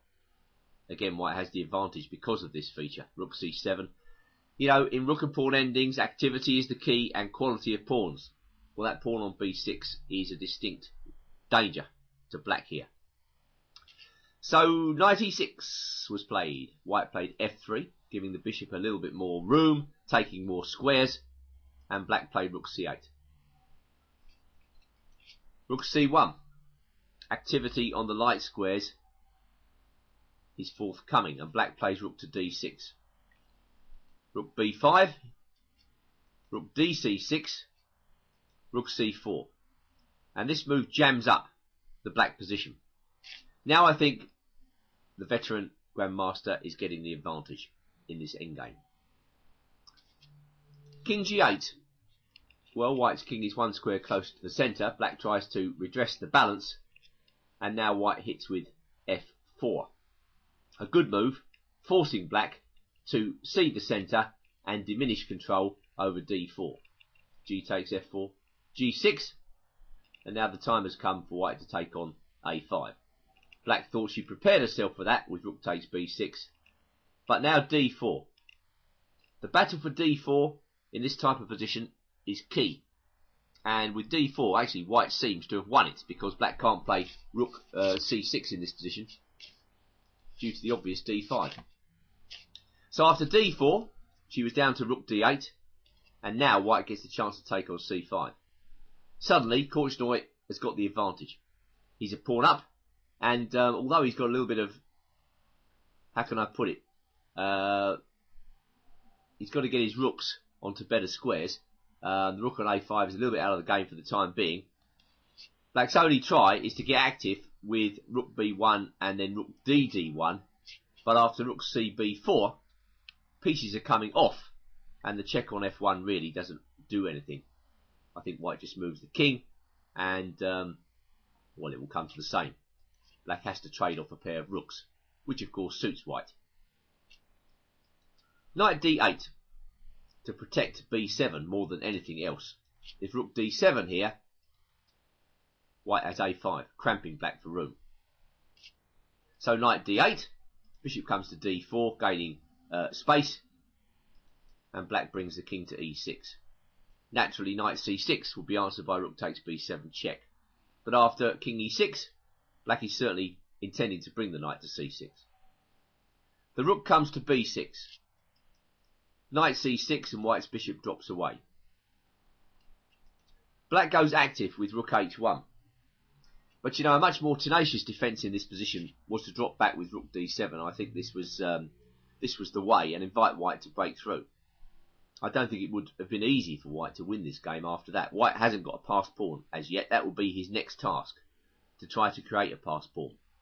And, well, with all the black pieces on light squares, you know, the white bishop might not play much of a role. So I think that was by far the best move. I think going active with rook h1 only encourages white to play good moves, like king g3 and then king f3, rook h1. There's a little bit of toing and froing here. But, well, I'm not sure what black's activity is actually doing here.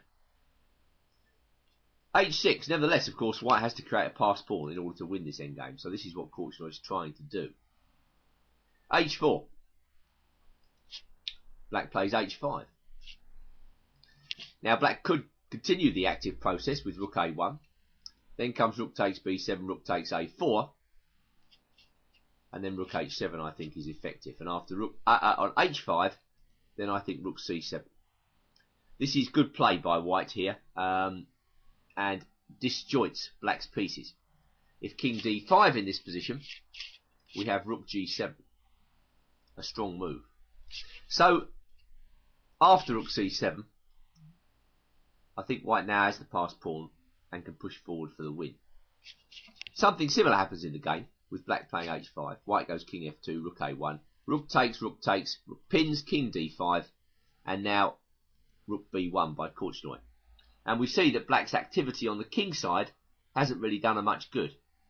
White threats rook d1, nudging the black king away from the passed pawn, followed by rook d6, and possibly rook g1 as well.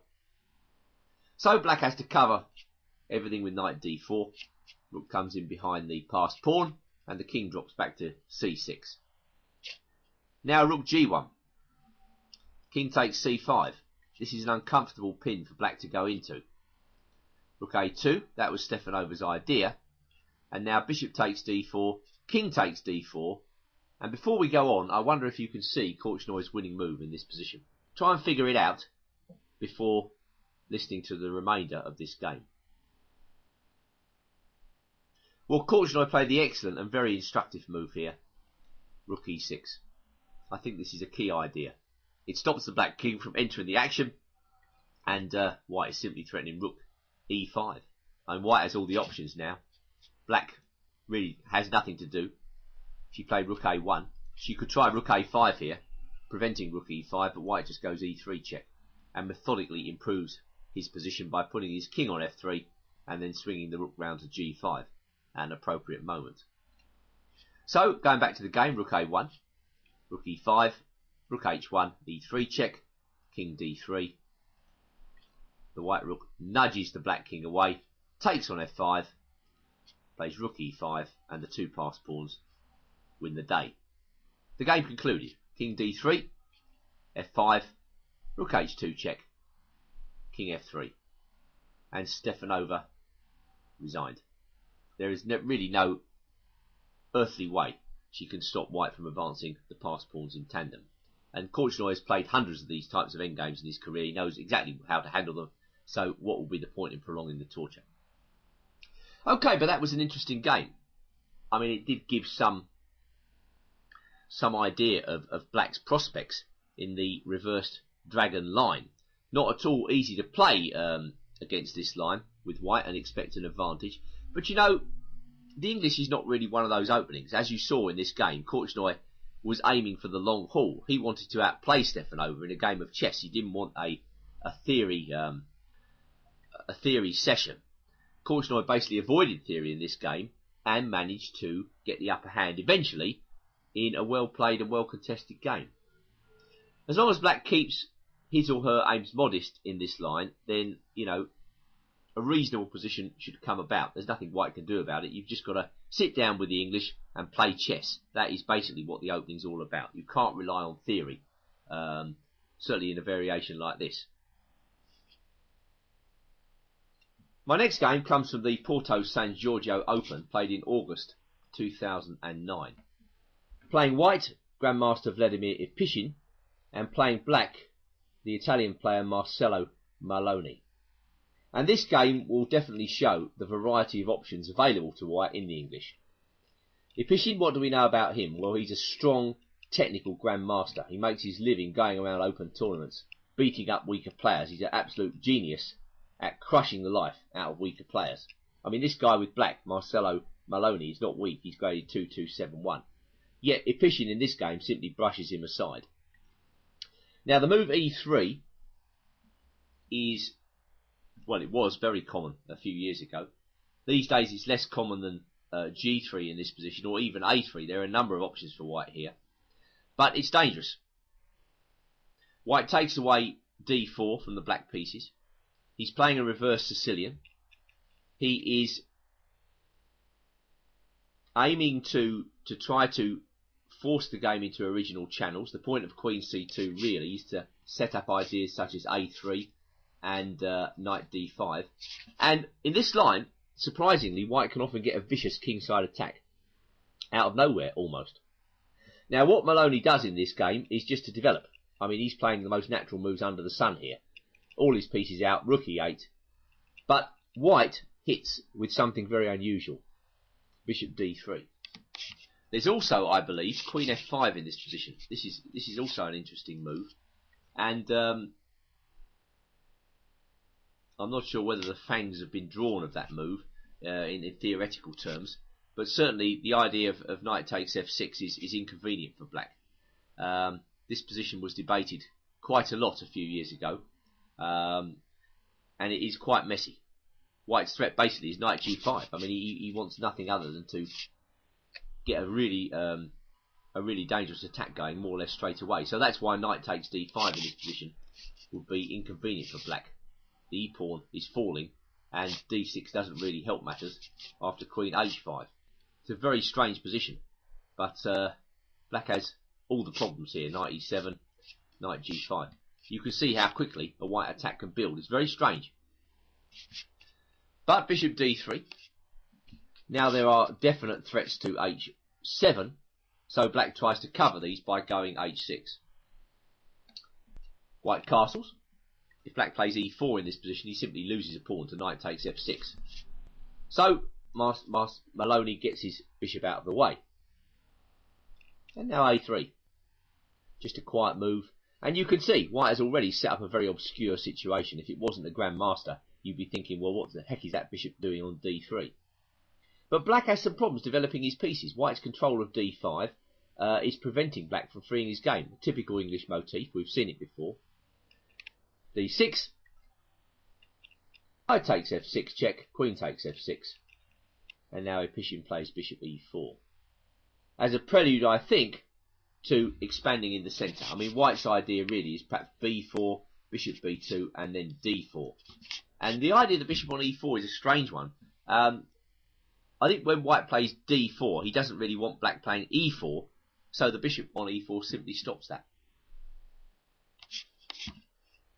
Knight e7. Well,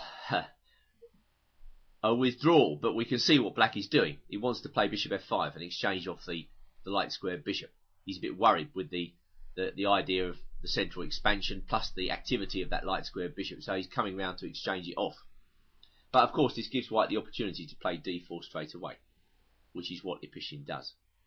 And from his opening variation, white now enjoys, I think, a slight advantage, based on more space and better prospects really for the middle game. b4, bishop b2 will certainly give black some problems. Queen e6. Does black really want to play f5 in this position? Bishop d3. Knight g6. And now d5. Efficient presses the accelerator, and now white suddenly comes up with the idea of a kingside attack, more or less, as I say, out of nowhere. The only problem with black's position is very solid, but there's not a lot of counterplay to be seen on the horizon. Black's kingside pieces are passively placed. I mean, that knight on g6 not really doing anything. Meanwhile, white comes forward with the idea of kingside attack. He first of all manoeuvres his knight to g3, exerting control over the central squares, and then his idea really is to play e4 and f4. Possibly f4 is the main threat to black right now. Bishop e7. Well, I'm not sure I would have done that, but black is getting very worried about the passive state of his pieces. Having said that, well, I don't know. To me, knight h4 looks just about forced. Obviously, there was something about that black didn't like. Possibly the fact that the knight isn't really doing anything on h4 and it's got no retreat. No retreat worth mentioning. I mean, I think after that, white would probably just go f4 anyway, and enjoy a definite advantage. Once the bishop gets round to c3, rook comes across to e1, we can see white has all the dynamic possibilities. But I think it was better than surrendering a pawn. I mean, this is a typical dodgy open tournament decision by black. He can't see any other way to get active, so he just jettisons a pawn and hope that something will turn up after rook f8. Needless to say, it doesn't turn up, and from now on, Epician is remorseless. He comes in with the threat of mate, then he plays e4, suddenly getting his bishop into the game and threatening bishop takes h6. Black can see nothing better than to play bishop g5, but now white moves in for the kill with f4. There are some exchanges, and some more exchanges. But really, black, I think, when he looked at this position, couldn't see anything to do. So he just resigned. I mean, basically, it's an amazing position. You know, black hardly has any moves at all. He can't take the rook because of mate. If he defends the position with queen e7, well, white just continues to build up. And it's noticeable that in the final position, black hasn't even moved his queenside pieces. Another one of those positions in the English where the domination of the centre by white, and in particular the control of d5, froze black in the opening. It forced him passive and enabled white to dominate the play. Well, a simple enough game to understand once we've seen it, but not so simple to play. That was the Grandmaster's technique on show, and we can learn a lot from games like this. Well, my next game is very, very recent. I'm recording this in October 2009, and this game was only played in the same week that I'm actually making this recording. It's a game from the European Club Cup, and it's between Lev Aronian and Yevgeny Alexeyev. So two players over 2,700. And Aronian begins with his favourite English opening. And this time, black plays a very solid defensive formation, akin to the Queen's Gambit or Catalan, with e6 and then d5. So how does white go about playing this position? Well, Aronian just develops his pieces in solid style, and black plays his bishop out to e7. Both sides castle, and now white is faced with a fundamental choice. Should he play d4 and go back into the Catalan, or should he play a move like b3 and keep the game within the confines of the Reti or the English? Well, I have mentioned on a couple of occasions on this DVD that transpositional qualities abound in the English. You can virtually go back into Queen's Pawn openings at any stage, and this is what Aronian does here. So this is our first taste of the Catalan. It's a positional opening, a squeezing opening, where basically white tries to freeze black's activity and hold position by creating activity down the long diagonal and trying to pin black down to the defence of his queen side. There is a lot of theory on the Catalan. It has been played extensively in Grandmaster chess. It's still a worthwhile way for white to play, as Aronian shows. Well, Queen c2 is coming to take the pawn off. And now black plays a6. That's a traditional response. And after queen takes c4, black's going b5. White can do that, but Aronian prefers to play a4, keeping more life in the game. And making it slightly more difficult for black to free himself on the queen side. Alexeyev goes through with a traditional manoeuvre, bishop d7, queen takes c4, and now bishop c6. As we've seen, the queen's bishop can become something of a liability for black, so Alexeyev activates this bishop right away. Of course, he's a little bit cramped. He's got the typical queen's gambit defect of the pawn on c7 still being at home, so it's difficult for black to get his major pieces into active locations whilst that pawn's still on the board. You know, black would like nothing better than to take that pawn off the board and then put his rooks on the C and D files and maybe his queen on somewhere like b7. But it takes a heck of a long time to do that here. White has more freedom to start with, and Aronian is very adept in this type of position. Alright, a5. Black is making room for his knight to come to a6. A knight on d7 would only jam up the position even more. And black notes that the move a4 did not come without a drawback. He could possibly put his knight in on b4. A nice outpost. Bishop takes f6. Looks like a rather gratuitous exchange, but of course white wants to take the centre. I mean, Aronian wouldn't have just given the bishop pair away without an idea in mind, so his idea is simply to cramp black by taking the central squares. And Alexeyev can't really do much about the centre, he's just got to monitor it with the two bishops, so he puts his knight into the nice square b4. Now white's next task is to find the best squares for his rooks. You know, looking at this position, I thought, well, maybe d1 and e1 are good squares for the rooks, but Aronian plays his f rook to d1. This suggests he thinks he's got to keep the rook on a1 at home for the time being, and well, his top priority really is to get his central pawns going. So he's looking at ideas such as d5 now, e5, to drive black the back bishops. g6, h4, excuse me, slip of the mouse. Yeah, h4. So just probing black's position, taking away the g5 square. Maybe white's thinking about h5, maybe not. At any rate, black goes bishop g7, drops away, and white pushes on with h5. b6, anticipating d5 by white, giving the bishop a little bit more room. H takes g6, softening up the black king position, and black keeps his pawns together with h takes g6, after which white plays knight to h2. So white has ambitious intentions in mind. Queen d7. And now e5.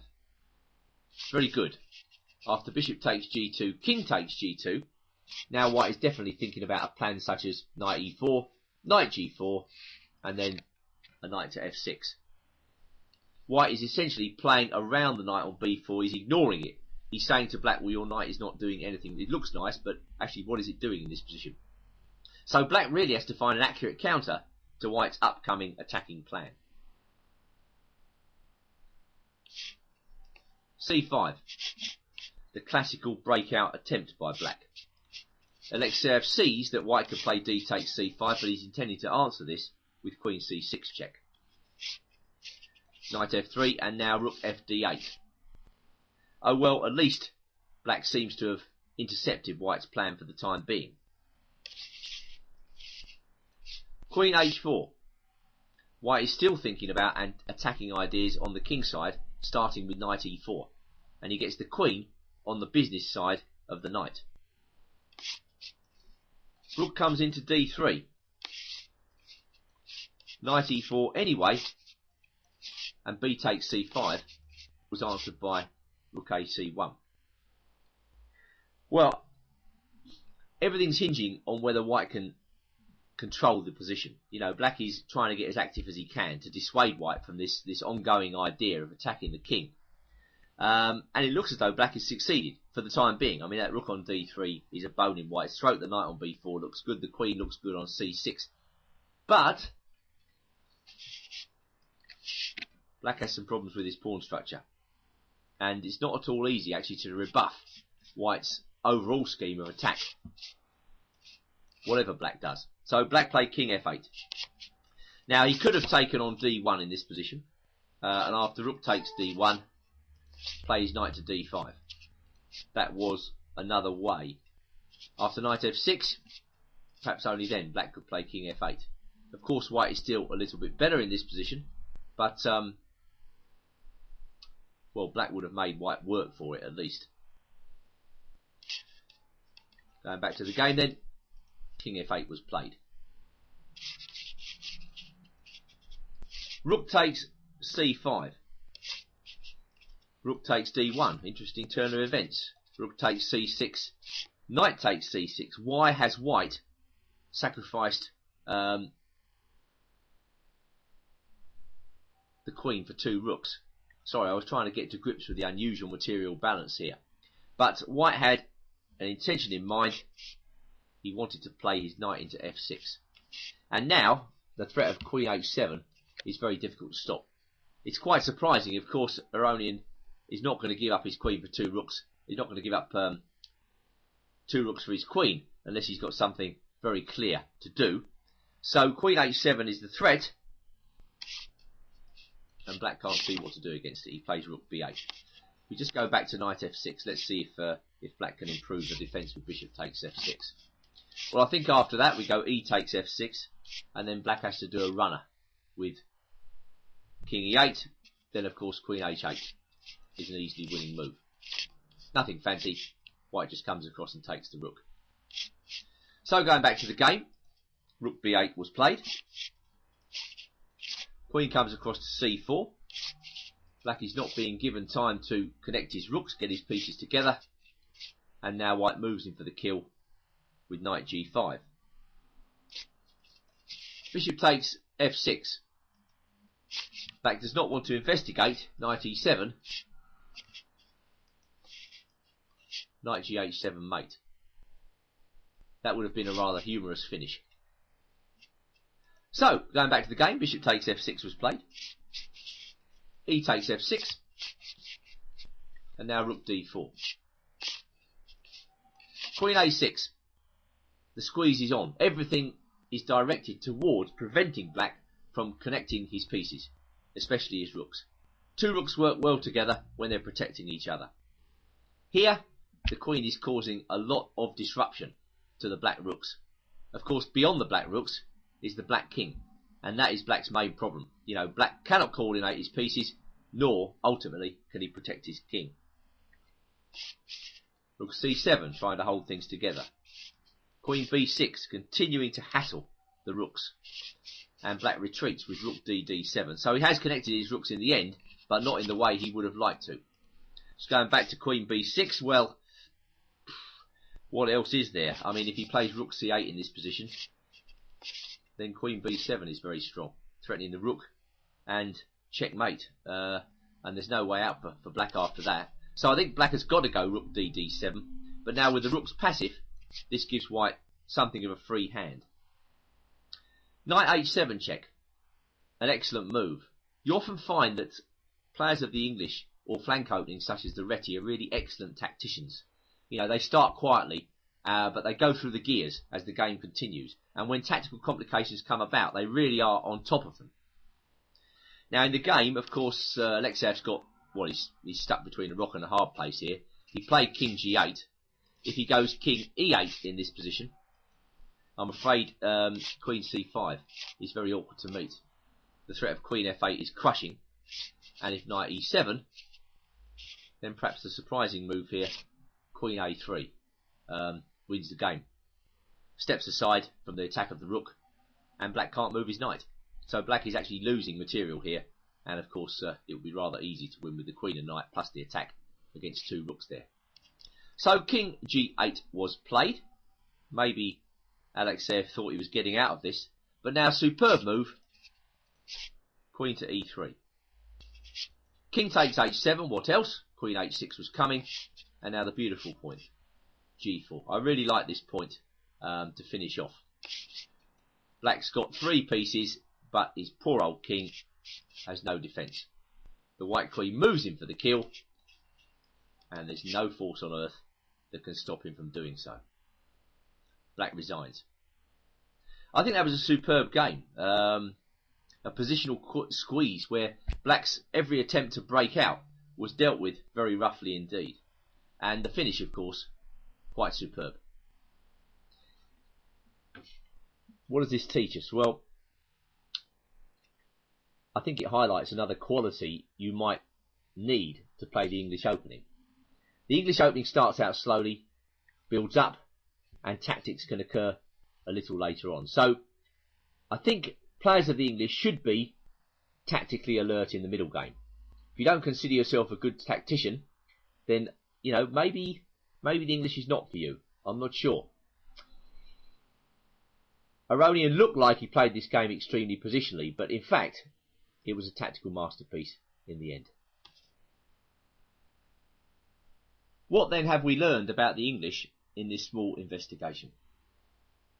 Well, I think we've learned that the English is a very individual opening, or at least it can be. It's an opening for all seasons, in the sense that white can choose between striking out on an independent course or perhaps taking advantage of the many transpositional possibilities that there are available to white to go back into some sort of regular queen's pawn openings. We've learned, I think, that tactics tend to come later rather than sooner in the English, and that the English is a really excellent opening for beating weaker players. Lots of grandmasters use it as their main weapon in open tournaments when they want to simply brush weaker but dangerous opponents aside without giving them the possibility to start tactical complications. Usually players of the English will be good tacticians because, you know, when central expansion is delayed, the tactics tend to come in the middle game rather than immediately in the opening. So the English can be played by everybody. I think for club players it's a good weapon.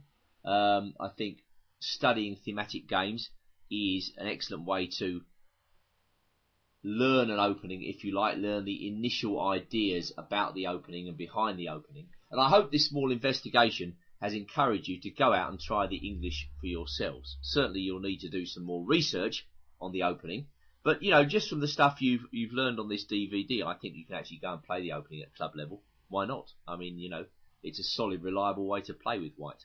And you'll probably find your appreciation of chess improves as a result, because the English is also strategic, you know, and this idea of gripping the centre and then expanding in the centre a little later on, this is really good for improving your chess.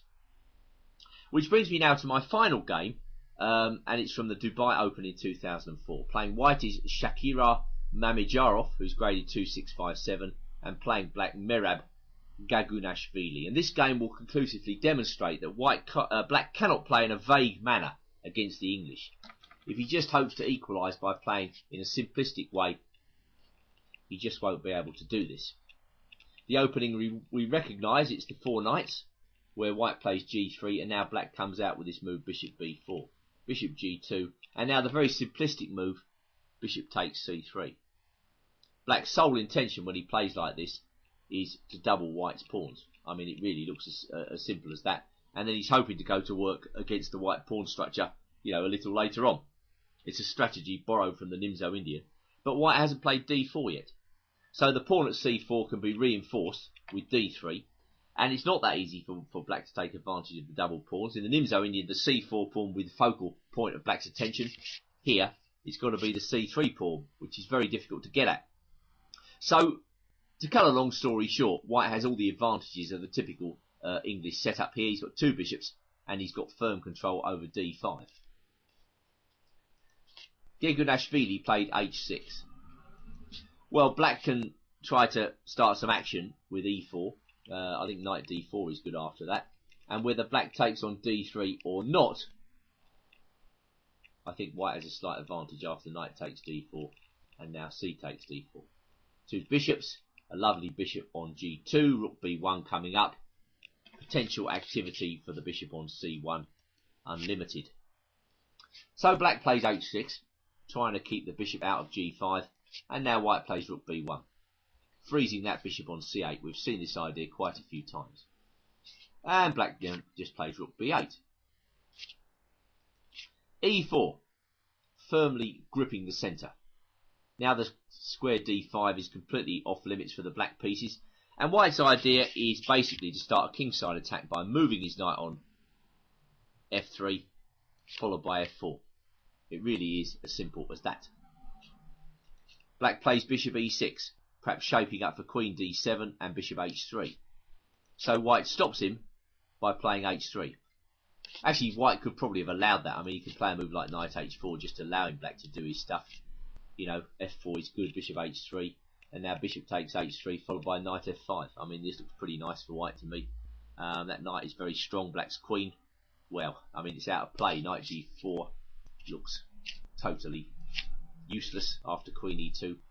White's just got a nice position here as well. But h3 keeps more life in the game. And, of course, now queen d7 is going to be answered by king h2. So black changes tack with knight d7. And now white gets ready for the advance of the f-pawn with knight h4. Black goes knight e7. And now white plays queen e2. He could go f4 straight away. Probably after that, black would take and go f5. So queen e2, just keeping options open. Who knows, maybe d4 is a possibility now. Black went f5. He takes f5. This looks dangerous, opening up lines for white's bishop pair. And Mamijarov plays knight f3, keeping the pieces on. He could have gone knight takes f5 and then taken on b7. Black's idea against that was to take on b7 and then to take on h3. And whilst white is still a bit better here, it's not an enormous amount. So knight f3, keeping the pieces on, and after queen f6, knight d2. Here we see the very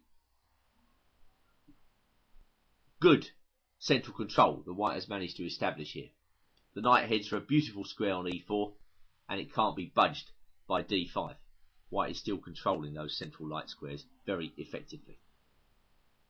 Queen g6, king comes over to h2, and now black plays rook b e8. How can we describe this position after f4? Not quite equal. Black's position looks nice, but white has the bishop pair, and he's got a very strong knight on e4.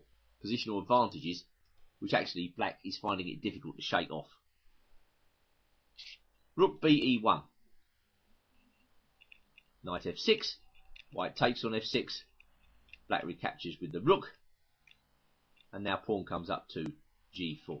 And as usual, when positional pressure is exerted on even a strong opponent, mistakes can occur. And black makes a mistake now with knight h4. I mean, what he should play in this position is just to retreat with knight e7. A loss of face, yes, and white still has the advantage, but it wouldn't be as bad as the game when after knight h4, white went in with bishop c6, and now I think white's advantage has just increased dramatically. The main point of bishop c6 is that black can't block with bishop d7. White then goes in for the kill with a queen sack, and after rook takes e8 check king h7, he's got bishop e4, which after knight f5 leads to a winning position for white after rook a8. The white rook just moves out of the way, and the light square bishop on e4 is the king of the board. So that's one cute variation where black goes down in flames. Obviously black could play rook e7 here, but then bishop e4 is strong, and if queen e8, g5 does the business. Suddenly black's pieces are being made to look very, very clumsy. So in the game, after bishop c6, rook ef8 was played, but now white retreated with bishop g3, highlighting the fact that the knight on h4 was really in a predicament. Black traded off the rook. Well, if he goes bishop d7, hoping to neutralise the effect of white's bishop by bishop takes d7, knight f3, well then I think rook takes f3 is sufficient, and then bishop c6 is a withdrawal, which in fact wins the game because bishop e4 is coming next. So black's got to trade, and trade again, and played queen g5, but now came a cute finish. Queen e1, a crushing double attack on e6 and h4. Black has no defence. Black resigns. A nice game by Mamedyarov. A game where Black was unable to equalise completely. So that brings us to the end of our investigation into the English. I hope you enjoyed this introduction to this wonderful opening, and that you'll go out and try the English for you. Well, that's it for now. I hope you've enjoyed our small investigation and introduction into the delights of the English opening, and that you will consider employing 1c4 in your game. Certainly if you do, I think you can look forward to some really interesting chess. So for now, it's International Master Andrew Martin signing off. I'll see you next time. Until we meet again, the very best of luck.